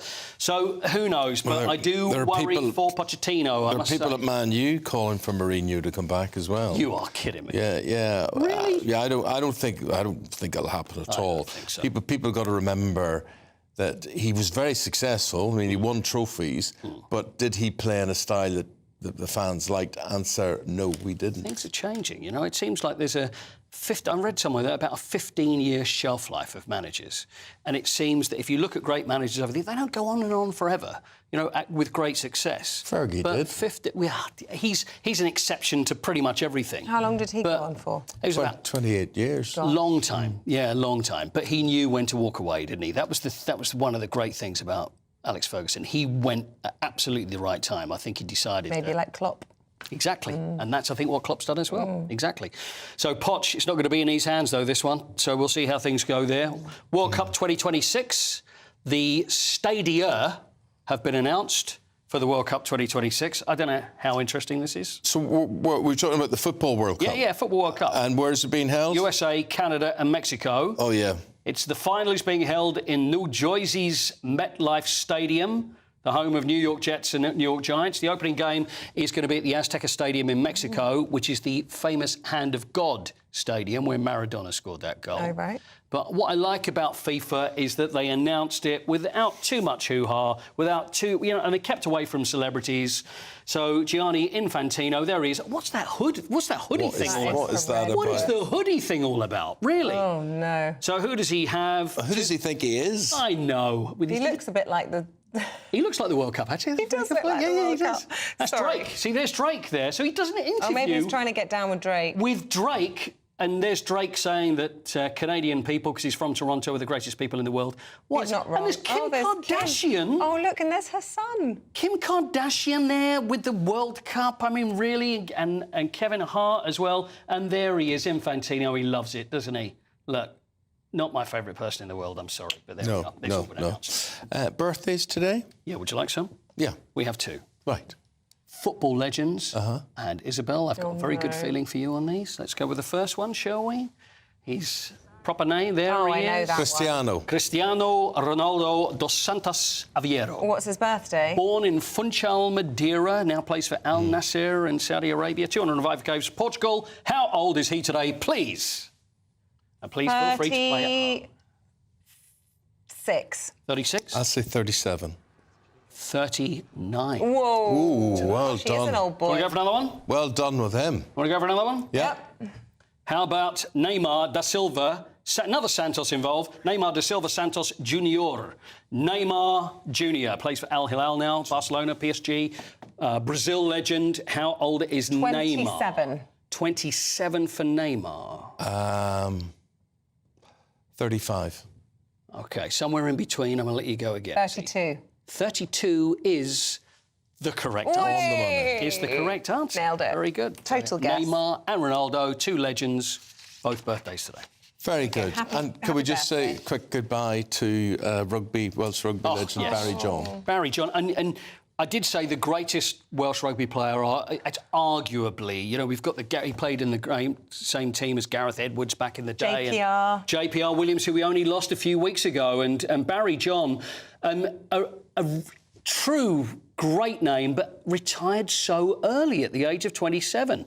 An amazing fly half, and it was almost the celebrity. I think it actually was his own celebrity that made him actually retire, because there was so much fuss around him. And it was when there was a girl that was curtsying in front of him, and he's thinking, this is insane. I just play rugby. And he could have been so much better and so much bigger, but retired at 27, passed away yesterday. But a true great of Welsh rugby, so I've lost another one.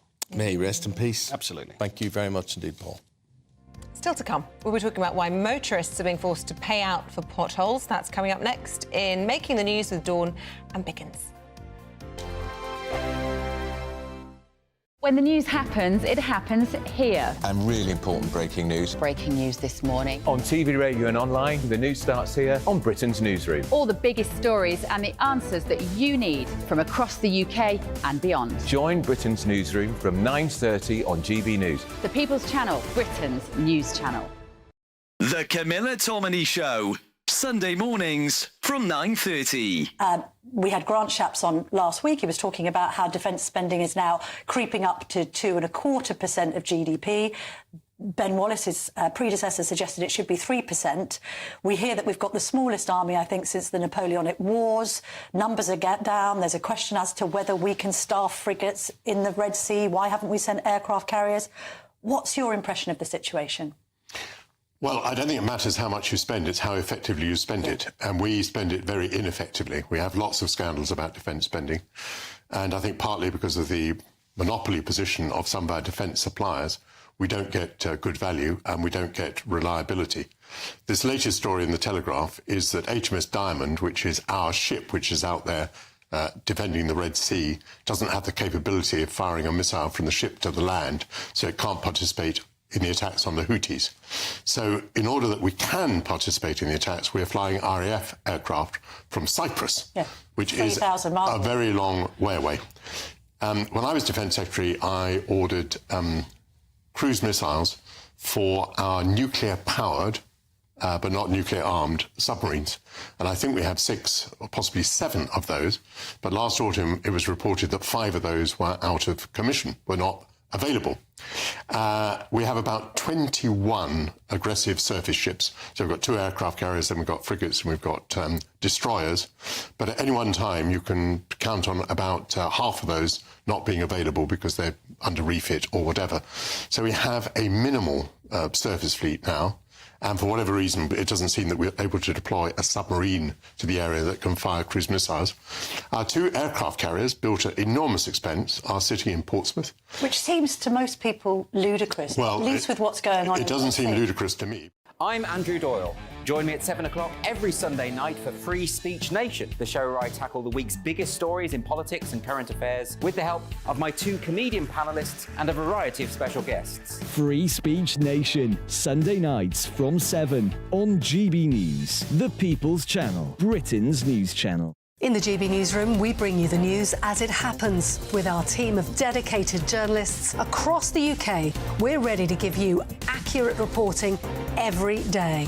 When the news breaks, we'll be there with bulletins on GB News, the People's Channel, Britain's news channel.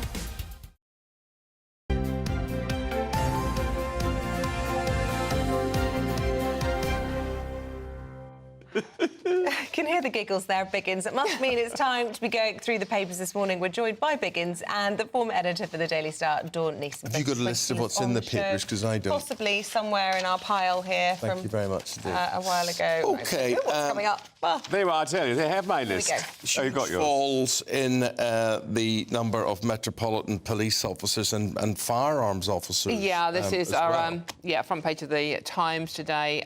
The Metropolitan Police's firearms unit is in crisis after hundreds of officers have left. Amid anger over resourcing, disciplinary procedures, and the decision to charge one of their colleagues with murder. Remember, in September, the army had to be placed on standby after dozens of armed officers handed in their weapons after the death of an unarmed black man, Chris Caber, was struck in the head by a single gunshot fired by a police officer. And I think what you've got to remember about the armed officers is that they are not paid any more than ordinary officers on the beat. They've volunteered to do this, and a lot of them feel that they are literally thrown under the bus. And as soon as they're discharged, their weapon, they're suspended. Yes, so exactly that, Eamonn. Basically. And inquiries go on, and a lot of the ordinary men and women who do this job feel that they're not looked after by those in charge of them. So, but yes, I mean, numbers are falling, and it's worrying considering crime in London is on the increase. Biggins, you've chosen this story in the Mirror about living on the edge, and this is a bunch of homeowners who have what they describe as a billionaire's view. But actually, the view is getting a bit closer to their house than they might like due to coastal erosion. I know. I mean, if I had my way, I love water, and I'd like to be ideally on the ocean would be fantastic, or on a river. Well, both are disastrous. I mean, now, you know, but in this particular story, the erosion is terrifying. I mean, you know, it's getting closer and closer, and bits of cliffs are just falling away. 30 foot closer to the sea than they were 2 weeks ago. 2 weeks, I know. It's unbelievable and terrifying because, you know, you suddenly see your land disappearing and then you disappearing with all your, you know, all your goods. I mean, it's a horrible feeling, and I'm sure they can't get insurance. No, I'm sure they can't. No, so there's an area which is really bad. Yeah, best view in the world and of no value. No value at all. Cliff collapses are really frightening. I covered one as a reporter down on the south coast of England, and the people were on the beach, and a girl just got crushed. Yeah, terrifying. And the family were there, and it was just dreadful. And it just happened so quickly as well. And I'm one of those idiot people that will be standing on the edge of the cliff going, "Oh, look at the view, it's lovely," and it's like, boom, off it goes. Yeah. I know. Right, something which is not happening at all, Dawn, is erectile dysfunction, and a very, very innovative and interesting way of dealing with this. Yes. The Sun's reporting this. It is, yeah. Bionic willies are on the rise. That's their headline, by the way. Good. It's very, very good, yeah. It's not very good. It's not. No, it's not. It's not very good, because if this was to do with a woman, you'd all be saying, "Oh, whoa, and low," and whatever it is. I think it's a really serious problem. It is actually it's just a clever headline. They're on the rise. It's a clever headline. It's a distasteful headline. Anyway, off. In any case, I'm trying to do a serious journalist job reading the story. Right, more than 550 men were given bionic willies on the NHS last year. Could I ask you what a bionic willy is? Do you want me to get... If you're having your breakfast, close your ears. Well, is it battery powered? Is it electric powered? They can be flexible rods inserted, and they can be used, operated by a water pump that is also inserted. So you squeeze one bit and it works another bit. That's not being too technical. I can't think of anything worse. You'd rather do without? I'd rather do without. I'm sorry, but I mean, you know, the fact you've got to get down and preempt when you're going to make love by pressing this bulb. It's all rather Austin Powers. It is. It is. Yeah, I mean, the thing is, but Eamonn is right. To be fair, there is a very serious side to this. I mean, there's lots of men who have suffered from cancer and are suffering from erectile dysfunction, and also, the prostate cancer is the one that springs to mind. If you have your prostate removed, then you face all sorts of difficulties. But still get it checked, by the way. And the other point of this, it's on the NHS and it's costing £9,000 each. And there's a hint in this story that's like, well, aren't there more important things for money to be spent on in the NHS? But I mean, you know, it is important, and it, you know, affects so much. I mean, mental health as well as physical health, obviously. But some of the men having this surgery are in their 30s and 40s. So what are they telling us? Are they telling us that it works, that it's a success, or? Yes, I mean, It is absolutely. I mean, it is a successful operation. It is quite rare. I was only 556 men last year, but it is an operation that is on the rise because prostate cancer. More and more people are thankfully getting prostate cancer diagnosed and are undergoing this surgery. Yeah. So it's a good thing. But I mean, it is written in true Sun style. Yeah, very good. Which that's funny. Paying for potholes begins. This is in the Star, and motorists are being driven round the bend by damage caused by potholes as payouts from skint councils have stopped. I know. Well, it is. Everybody gets very, very annoyed. Anybody who drives a car, potholes are unbelievable. They cost a fortune. They're everywhere. Nobody's doing anything about it. If I had my way, I'd take all the politicians and reduce them to some sort of filling that I could put them into the potholes and make them, realise that, they have to do something about this. It's an appalling situation. We pay so much as a motorist, to be on the roads, and the roads are just not fit for anything. There's one near my house, and I live on a narrow lane, and I swerved around it just instinctively. I saw it, and I swerved, and I realised there was a car coming. Oh my goodness! It could quite easily cause serious accidents. Yes, but it's rotten that they don't do anything about it because where's all this money gone? Well, it doesn't go to motoring issues. It certainly doesn't. No, it goes into a general pot. It doesn't go to specific motoring concerns, right? Which I think is wrong because they give you the illusion that motor tax does what it says on the. Exactly. Look after the motorist. It doesn't at all. Yeah. No, but that's not the case. New record for the most time spent in space. That's you, Biggins. I know. Boring, isn't it? I mean, honestly, what a story. I mean, there's this man, this Russian, has been up in the air for the longest time ever. Hooray! How wonderful. 878 days. Yeah, poor thing. Well, it will have terrible consequences for him, for his bone density. You age more rapidly when you're in space, don't you? Yeah, you might need one of those implants. Yes.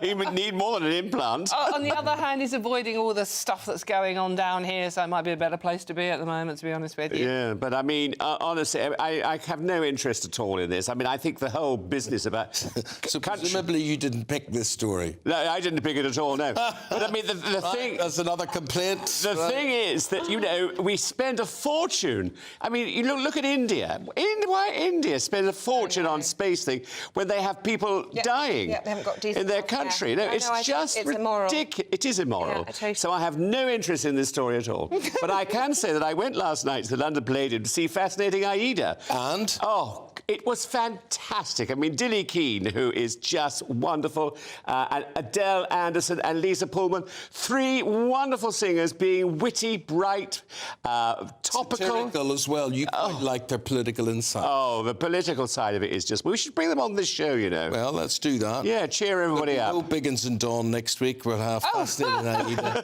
Biggins just walked out of the job, love. Guys, thank you both very, very much indeed. It's a pleasure. Thank you. Biggins, thank you very much indeed. Thank you. Right, stay with us. Coming up, Labour has vowed to boost apprenticeships and training opportunities if it wins the next general election. We're getting all the details from the Labour MP, Ellie Reeves, next. Tired of the usual focus-tested, pre-prepared Westminster runaround? Well, so am I. So you want higher taxes? Is your department to blame for this? Are you rethinking this policy? Every Sunday at 9:30, I'll be sitting down with those in power to get the truth about the issues affecting you. Let's be honest, we've known about the cost pressures of this project for years, not months. That's the Camilla Tominey Show, a politics show with personality. On GB News, the People's Channel, Britain's news channel.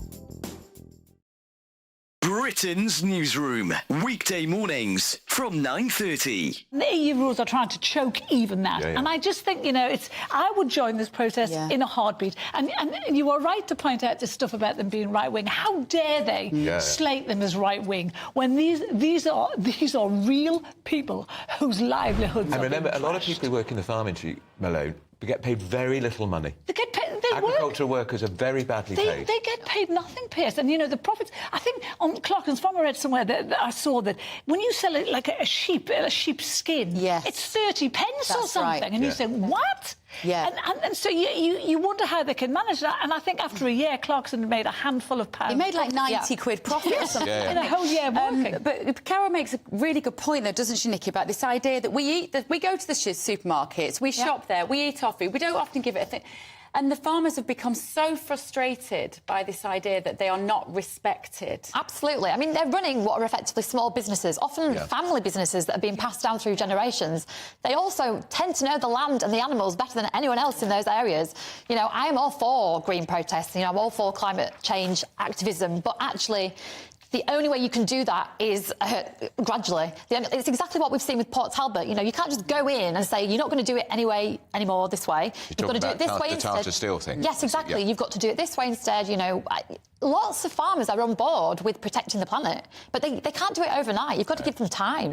So they're protesting, you know, they're saying no farmers, no food. When well, you say can't you get any more support some of obvious. these environmental protests, you're not one of these closet supporters of Just Stop Oil, are you? I'm not a closet supporter. I think I've been quite open about Just Stop Oil. No. I don't like all their methods, but I do like the message. Any of them. But I do appreciate the message. Yeah, but sometimes you've got to do difficult things. What they're asking for now, those protesters, are unrealistic. What these protesters are asking for is not unrealistic. No. 2024, a battleground year. The year the nation decides. As the parties gear up their campaigns for the next general election. Who will be left standing when the British people make one of the biggest decisions of their lives? Who will rise? And who will fall? Let's find out together. For every moment, the highs, the lows, the twists and turns. We'll be with you for every step of this journey. In 2024, GB News is Britain's election channel.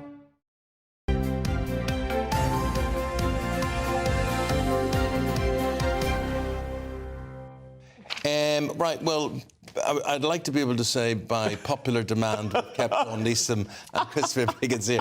We haven't really, because just our next guest hasn't turned up, so I thought, why not? Why not? We've paid for them. Dawn... Not enough! Well, why did we talk about the carpet that a certain person's going to buy later on? Help me! No, I think you're making a big mistake, though. Last so do I, night actually. in the factory, yes. Greg Wallace it was about carpets. carpet making. And in Axminster. And I'm from a carpet family. Are you? Yeah, my father was a carpet fitter. My two brothers are carpet fitters as well. Hard graft. Yeah, I'm sure. What are you going for? What sort of carpet? I want a sisal carpet. Ridiculous. Everybody's saying don't do it, but that's why I'm cross with you, Biggins, because I was about to do it without telling my husband. Well, I feel. Who was also anti-sisal. But I like your husband. I like your husband. And I feel he should know. I mean, I think the problem is it's odd that you should have that. I mean, sorry, what is it? It's seagrass. It's like grass. It's very hard. No. And it also stains very easily. But well, then why have it? Because it's very pretty. We the had interior designer's carpet of choice. We had it in our house many years ago, and you just get water on it, and you can't get it off. It's not like I have children or a cat. No, it's fine, completely. What about a nice bit of Wilton? No, it's got to be sisal. I actually just put faux sisal upstairs, but I don't like it, so that's why I want to go for the real deal. It's an old house, so it needs the old country feel. Anyway, no one else cares about this. But why aren't you telling your husband? I think this is very unfair out of him. Shouldn't you be sharing this with him? Because he won't let me get it. Well, no, you're going to get it, and then you're going to say, I don't want it. And then what are you going to do with it? Throw it away? I always remember my father, people coming and asking him and saying, right, Leonard, I want you to put down a carpet there in my loo or in my bathroom. Oh, no, no. And my father would say, oh, no, you can't do that. And I used to be with him as a kid when he would rip things up from loo. Oh, disgusting. Absolutely disgusting. Yeah. You know, there are terrible people, and I mean this quite seriously. We were talking about these bionic implants and things earlier. There are people that go to the loo, men, I'm not talking about women here, I'm talking about men. And there's somebody I have to have a word with who's not related, but a friend of the family, who goes into the loo and just piddles all over the floor. What? Right, OK, why do you do that, boys? Why is that a thing? Because it's a blooming great big hole. Yeah. How do you miss? No, it's not that big a hole. I think just sit down. We're talking about I think sitting down is the ideal. I agree. Yeah. I don't agree. Not everybody's positioned or made or fabricated like a woman. you can't. Sometimes it depends on the angle. It's a different. Well, you can tuck it away though, can't you, into the loo? Well, this is too much because it's technical.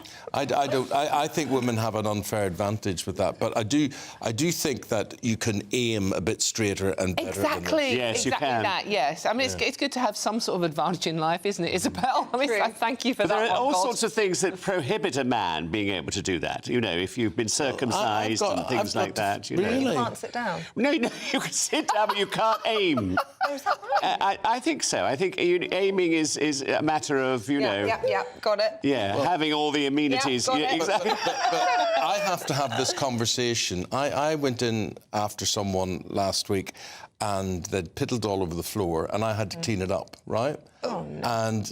And I thought to myself, and I wasn't going to make an issue of it until other people mentioned it to me as well. So I now have to approach this person and say, can I have a word about your toilet? Yeah, is this Ruth you're talking about? She's fastidiously clean. I think it reflects on their parents. Yes, You know, yes. Did you not get taught to leave the loo exactly as you would like to find it? I Absolutely. don't even like leaving the loo roll at the wrong angle. No. I do. You know, when people put the loo roll on the wrong way, Yes. so it's hanging. I have to swap it round. Yeah. I go in people's houses and do that. That's wrong, isn't it? None of my business what way you want to hang your loo roll, really. Well, I think you can help people by doing that, though, and then proving that you're the right, you know... Educate them. Exactly, educate them. Toilet roll etiquette. Absolutely. Well, that's good. Isabel, would you please stop panicking and moving on? panicking. You are. I want to carry on the toilet roll. You had a sharp intake of breath there. Let me tell I you. put some more newspapers in the newspaper section. Move on from toilet roll. But let's carry on. Yeah, they've gone. Yeah. This Labour politician will not be turning up. So this leads to 1 minute 30 now of more talk with Biggins. OK. Shall we talk about our spending on travel but not down the pub? Exactly what I was about to do. Have I saved you nicely there, Isabel? This is a new survey that more Brits jetted off abroad last month, while fewer of us spent money in pubs at home. Now, you might think, oh, it's dry January, so obviously pubs' takings were down because Isabel was doing dry January, single-handed responsibly. But no, this is compared to year on year, so it's not just the month, it is year on year. And evidently more of us are, 12% are jetting off more, and we're just not going out to bars and clubs as much as we used to, which is a sad thing because we really need to be supporting our hospitality. Well, you say this. I was talking to someone today in the building here, and they said they went out over the weekend and she ordered a Coca-Cola at this restaurant. How much was the Coke? I dread to think, probably about £5. 6? 10. No. 10. In London? In London. I said, surely that had to be a mistake. That must be a mistake, yes. She said, no, not the case. £70 for 2 drinks and a plate of chips for us the other night. So the problem is, how can you support something when it is so expensive? That's the thing. However, we will leave that question dangling there, a bit like a bionic willy, or not like a bionic willy. And you complained about me reading the headline out. Exactly. Yes, thank you. Standards is what I call that. No, it's right, still to come, we'll have a special announcement to make. You won't want to miss it. You're tuned into Breakfast with Eamonn and Isabel. That'll be good. When the news happens, it happens here. And really important breaking news. Breaking news this morning. On TV, radio and online, the news starts here on Britain's Newsroom. All the biggest stories and the answers that you need from across the UK and beyond. Join Britain's Newsroom from 9:30 on GB News. The People's Channel, Britain's news channel. Have a great Saturday night with me, Leo Curse, on the Saturday Night Showdown. It's a crazy world out there, so come and make fun of it with me, my panel of comedians, and a couple of people who actually know what they're talking about. This Saturday Night Showdown is your front row ticket to the clown show every Saturday, only on GB News, the People's Channel, Britain's news channel. Your weekend starts here with Friday Night Live with me, Mark Dolan, 8 till 9 on GB News. Big stories, big guests and big laughs as we get you ready for a cracking weekend. That's Friday Night Live with Mark Dolan. Fridays 8 till 9 on GB News. Bring your own drinks. The admission's free. Now then, Lee Anderson here. Join me on GB News on my show, The Real World, every Friday at 7 p.m. I'm not eating bloody cat. Are you Delicious. mental? Open your mouth. OK, here comes a train. Reminds me of the scene in Singing in the Rain. Adam, is that a good one? Join me at 7 on GB News, Britain's news channel. Good afternoon, Britain. Good afternoon, Britain. Join us, Tom and Emily, To find out what's happening in the heart of Westminster. and why it matters to you. Weekdays from midday, we bring you the most compelling stories from across the United Kingdom. And from your doorstep to our inbox. That's right, we want to hear from you. GB News, Britain's news channel. I'm Andrew Doyle. Join me at 7 o'clock every Sunday night for Free Speech Nation, the show where I tackle the week's biggest stories in politics and current affairs with the help of my 2 comedian panellists and a variety of special guests. Free Speech Nation, Sunday nights from 7 on GB News, the People's Channel, Britain's news channel. In the GB Newsroom, we bring you the news as it happens. With our team of dedicated journalists across the UK, we're ready to give you accurate reporting every day. When the news breaks, we'll be there with bulletins on GB News, the People's Channel, Britain's news channel. Wake up to the headlines with Headliners every morning at 5 a.m. We treat you to the day's biggest stories before anyone else, 7 days a week. You can catch up on everything you need to know before you've even had your kippers. Headliners every morning at 5 a.m. only on GB News, the People's Channel, Britain's news channel. GB News, unlike other broadcasters, isn't obsessed with the London-Westminster bubble. We think there's a nation beyond the M25, and that's why we talk about the issues that matter across the land. Join me on State of the Nation, 8 to 9 o'clock, Monday to Thursday, on GB News. Daisy's listening, and you should too.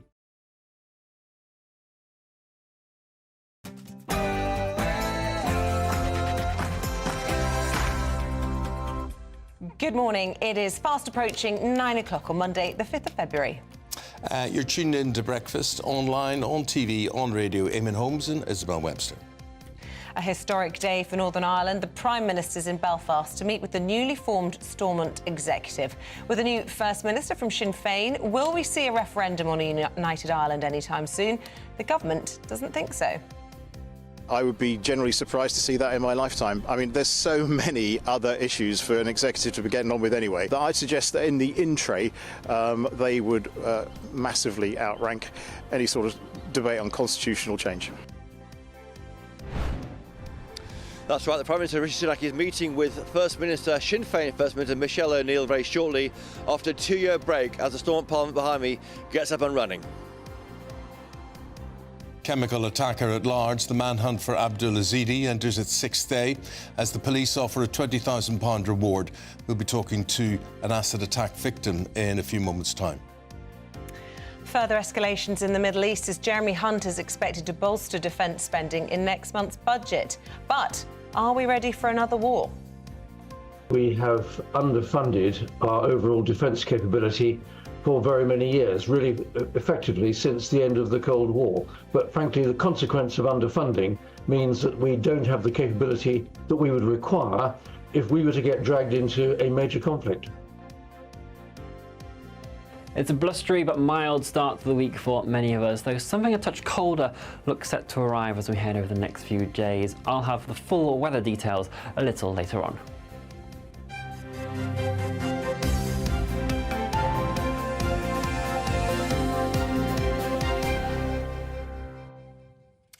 Right, Labour want to bring in plans to revolutionise apprenticeships in this country. Let's speak to their Deputy National Campaign Coordinator, Ellie Reeves, this morning, who joins us from Westminster. Good morning, Ellie.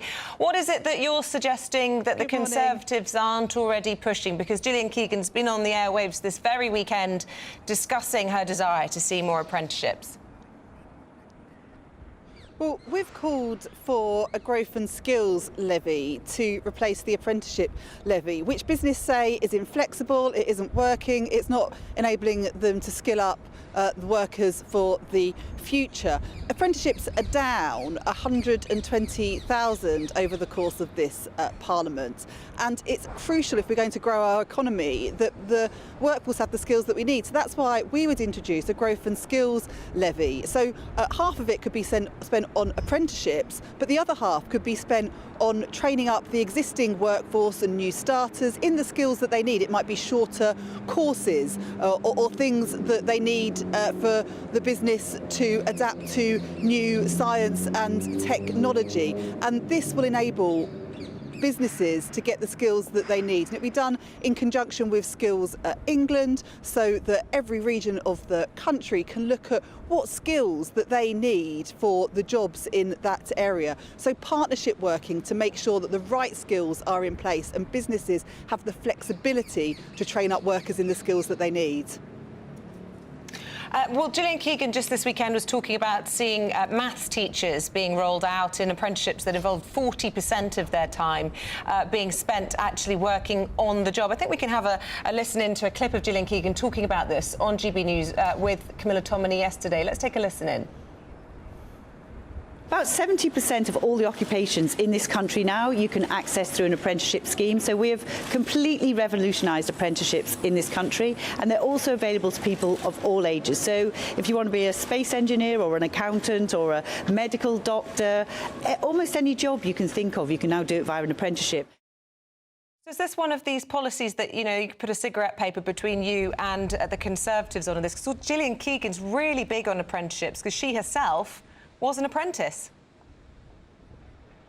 Well, apprenticeships are down under this government. In 2010, there was 457 apprenticeships starting. Today, that figure is 337,000. So a big drop in the number of apprenticeships. But, you know, also, businesses are saying that they can't get the skills that they need, which is why the system needs reform to give employers and businesses more flexibility in getting the skills that they need.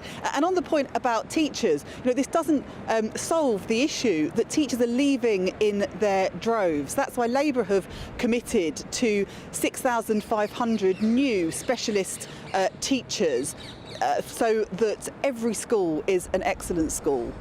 Reeves, we'll leave it there. Thank you very much indeed. From Westminster to Belfast, no Prime Minister in Downing Street or Westminster today. And that's because he is there. Christopher Hope will tell you why and what's going on and what's on the Prime Minister's agenda today. We can't go to him. Right, we can't go to him. What can we do? Right, we had Christopher. Hi, Eamonn here in London. We're just asking you what's on the PM's agenda today.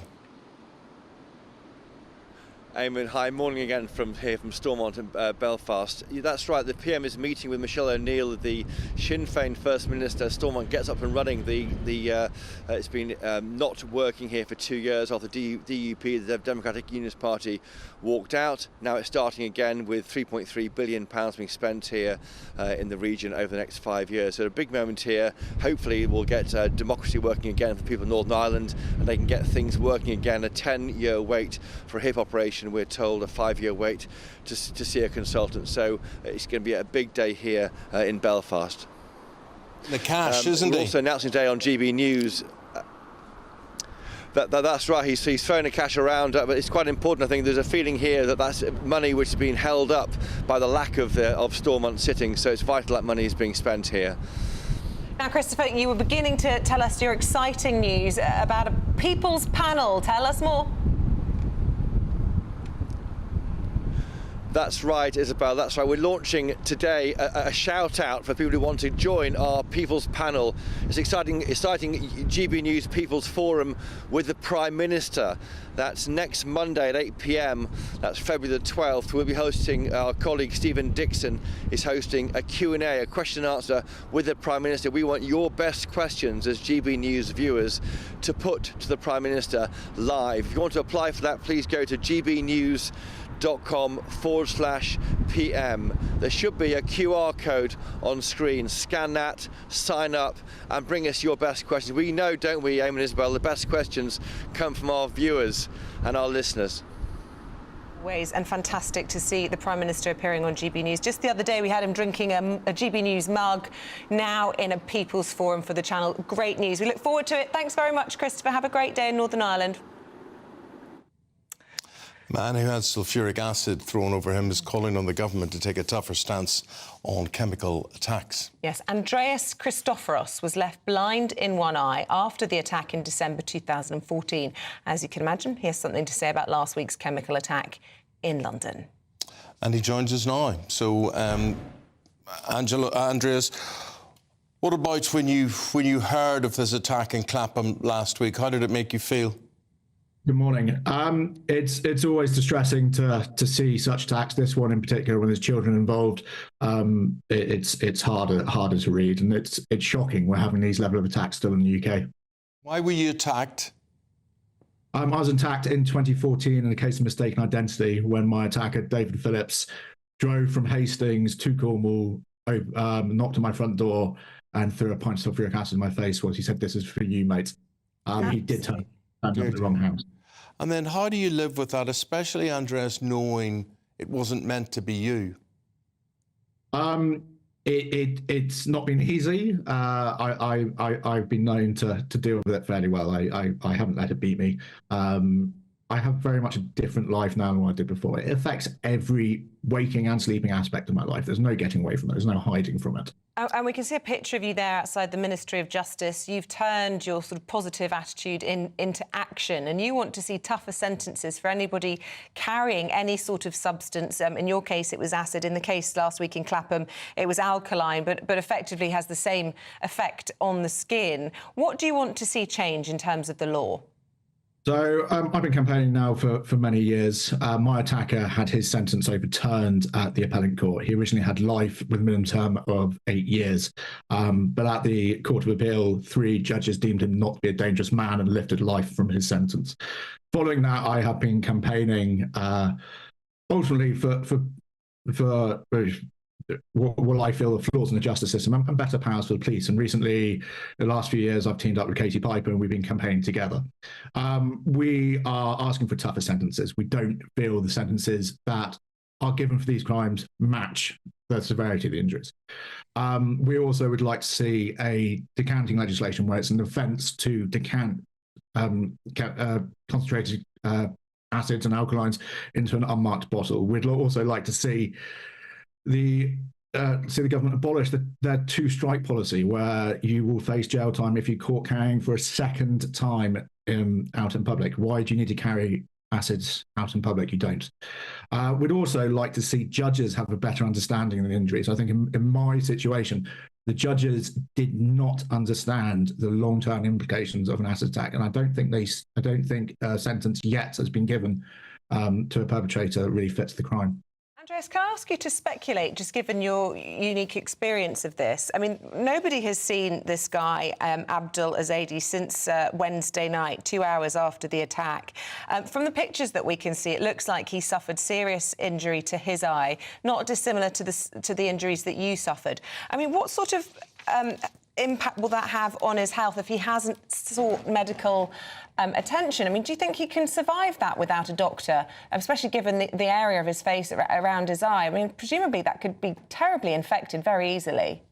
Yeah, I'm not an expert. I can't talk as a doctor would, but you know, the biggest risk of any injury, especially when you're dealing with burns, and whether that's a burn, I don't know, is the risk of infection. And if he's not going to get medical assistance, then yeah, that risk of infection is getting higher and higher all the time. Well, thank you for talking to us, Andreas, and good luck with your continuing campaign. Appreciate. Yeah, thank you. Andreas Christophorus there, a victim of an acid attack, a mistaken victim as well. At 9:30, Bev and Andrew, let's find out what they're debating today. Good morning, guys. Morning. How are you? We're so interested to see in that interview there because, of course, as you say, this guy is still on the run and we've got £20,000 bounty now for any information. Suggest the police think he's being hidden, I think. Yeah. It's organised. Yeah. Yeah, it would look the reward. like it. And also on the back of that, he, of course, converted to Christianity. Yeah. To try to stay here, to avoid deportation. And we now see, front page of the Telegraph today, 40 on the Livy Stockholm.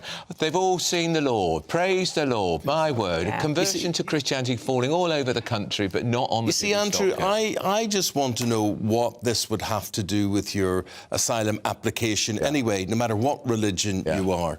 Because I mean, they're not. Say, we can't go back to Afghanistan, can't go back to Iran. We'll be persecuted because we're Christians. We are now. We are now. Yeah. It's the gaming the system. The lawyers are going along with it. But the church is to blame for this as well. Whoever's lined up, whichever members of the clergy, whichever Christian religions are lining up, recruiting these guys. I mean, do they not realise they're being taken for fools? Well, show me a Christian clergyman who would turn someone away that wants to convert. I mean, that's really, I think it's hard to put it on them. You'd think a Christian clergyman would not want to have kept Yazidi in this country country for his faux Christianity, who then goes and attacks a mother and children with acid. How would they have known?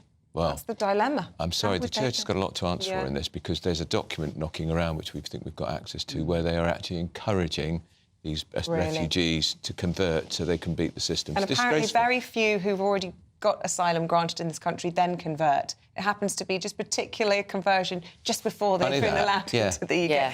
Do you think they go to church on a holy day of obligation? Eamonn will know what that is. We're also going to be talking about another Excel bully death just immediately after the ban. So OK. That and a lot more. Go in peace to love and serve the Lord, the both of you. Thank you very much indeed. The Great British Giveaway. Have a go. We want to turn 2024 into 2020 more, with your chance to win £18,000 in cash to spend however you like. You really could be the next big winner of our Great British Giveaway. Phil from West Yorkshire won our last one. I never won a penny in my life. Well, congratulations, you've won £10,000. Oh my God, wow. For another chance to win £18,000 in tax-free cash, text GBWIN to 84902. Text costs £2 plus one standard network rate message. Or post your name and number to GB02 PO Box 8690 Derby DE1 9TT. UK only. Entrance must be 18 or over. Lines close at 5 p.m. on Friday, the 23rd of February. Good luck. We've got Royal Conversation next. Royal author Ingrid Seward's got a new book out, and it reveals details on what the Queen really thought of Meghan and Diana. That's next. Hi, Rishi Sunak here. Join me for a special GB News People's Forum Live on Monday the 12th of February. I want to hear about the issues that matter to you. For your chance to be part of the audience and to put your questions to me, scan the QR code on screen or go to gbnews.com. See you there.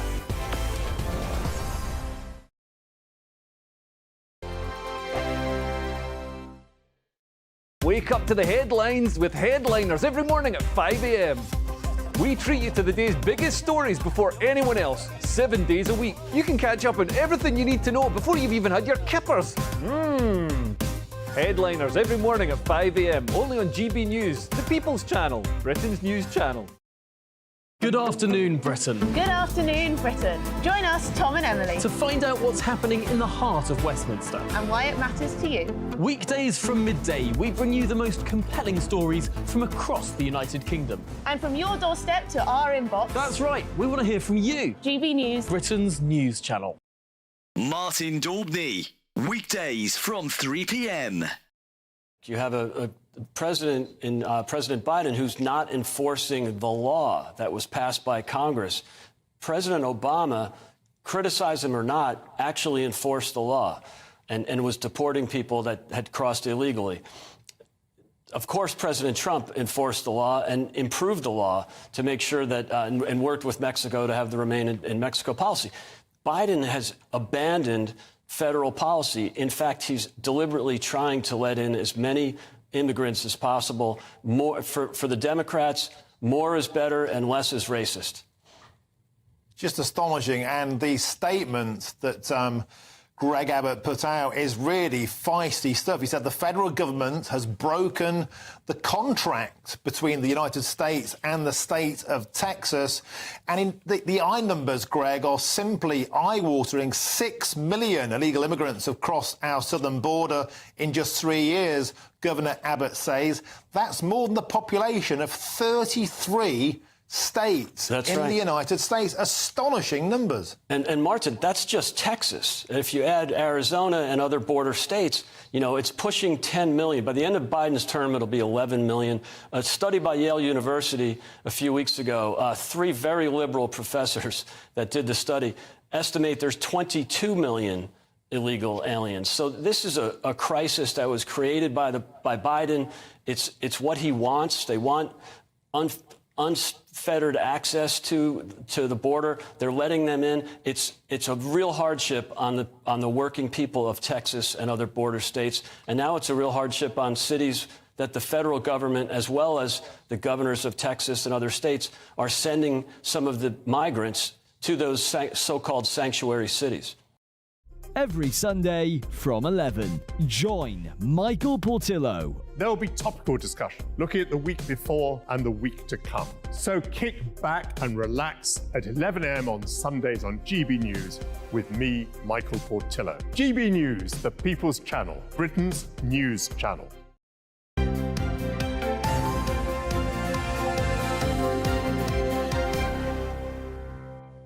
There's another royal book out. It's by royal author Ingrid Seward, and her book is called My Mother and I. It will be published on the 15th of February, and it promises to unleash a royal flux of secrets, from the Queen wanting Diana to marry Prince Andrew to the late monarch's concern over how white Meghan's wedding dress was. OK, joining us now, royal biographer Andrew Levin, to tell us more on this. What's the problem, Angela, with white, first of all?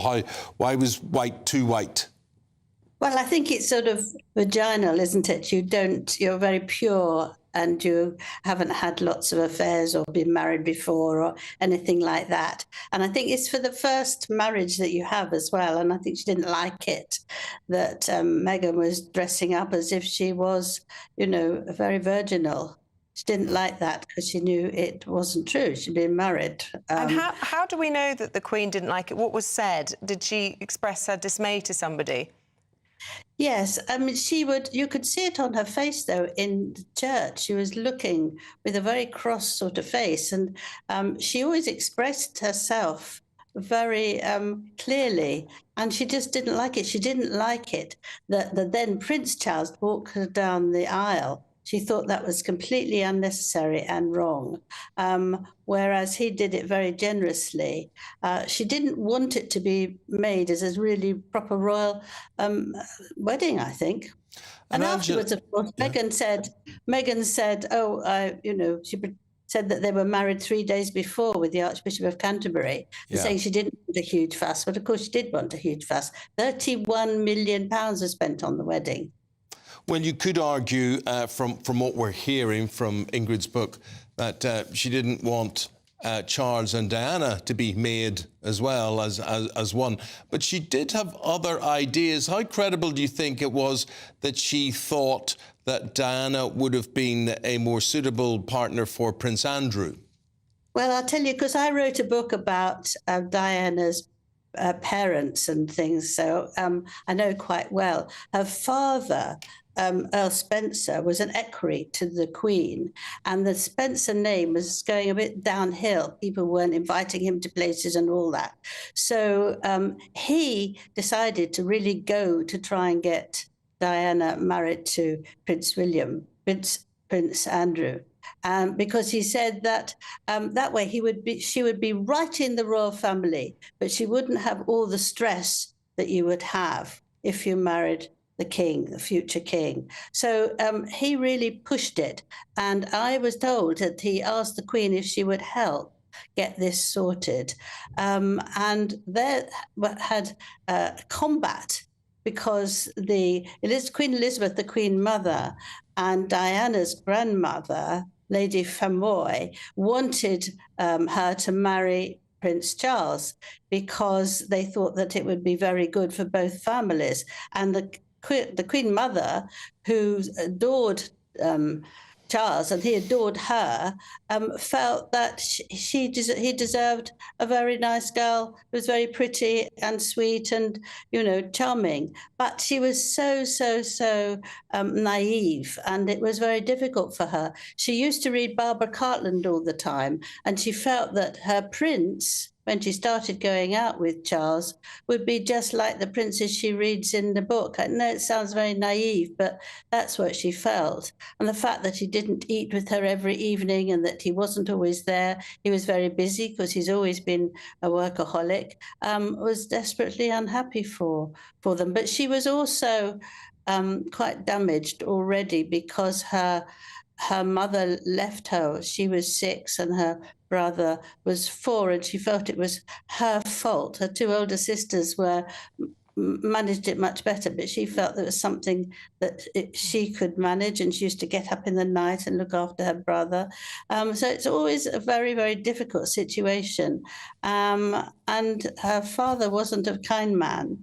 The Spencers, going back 3 generations, used to hit their wives if they didn't behave. And I think it was very a difficult home to live in. So she was very sensitive. And it didn't work for her that he didn't spend hours talking with her and was very romantic. No way was Camilla's name popping up in any lists of preferred partners or anything like that? Well, you see, they knew that the Queen wouldn't appreciate Camilla because at the time, and it's not the same now, that they had to be virgins. It's all maybe to do with the white dress, I don't know. But they had to be virgins if they married the heir to the throne.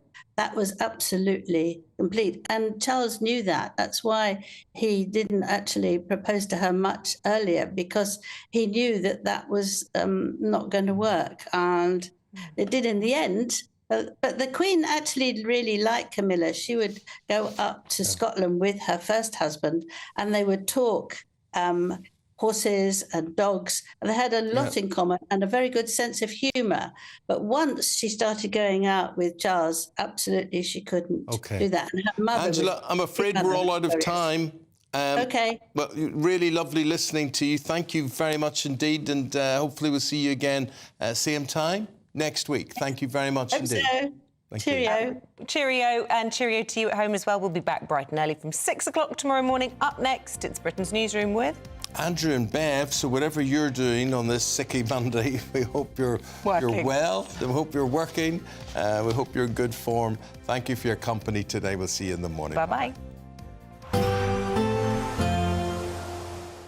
Hello there, good morning to you. I'm Jonathan Vautry here with your GB News weather forecast provided by the Met Office. It's quite a blustery, windy start to the new week for many of us. A lot of isobars tightly packed together on the pressure chart here, indicating those strong winds. We also have this stalling warm front across areas of Scotland that has provided persistent rainfall throughout Sunday night, and will continue to provide very wet conditions, particularly for the Highlands, Argyll and Bute. A rain warning is in force. Potential for a touch of snow as well on the leading edge of this for the likes of Caithness and Sutherland. Elsewhere, a reasonably cloudy day with outbreaks of drizzle, some mist and murk around. We could see some brighter spots across central eastern areas, but generally mild, around 10-12 degrees Celsius, feeling a bit colder than that in those blustery winds, though. It is finally into Monday evening where we'll finally see that rain band push its way southwards, clearing off western Scotland, but eventually arriving into Northern Ireland and Northern England as well. Remaining reasonably cloudy, blustery to the south of that, 10-9 degrees Celsius is your overnight lows, but something cooler and colder arriving in the north, a touch of frost to start off Tuesday morning here. And throughout Tuesday, we will eventually see that rain band push further southwards. Some mountain snow also possible for Northern Ireland, into the Pennines as well. Some brightness possible in the far southeast of England, but the best of the sunshine on Tuesday will be arriving for Scotland as skies brighten up. Some snow showers as well, and also some very strong winds across the Northern Isles, and that colder air beginning to dig in, and it will eventually spread down into other areas of the UK as we head throughout the rest of the week as well. Enjoy your day. Bye-bye. Very good morning.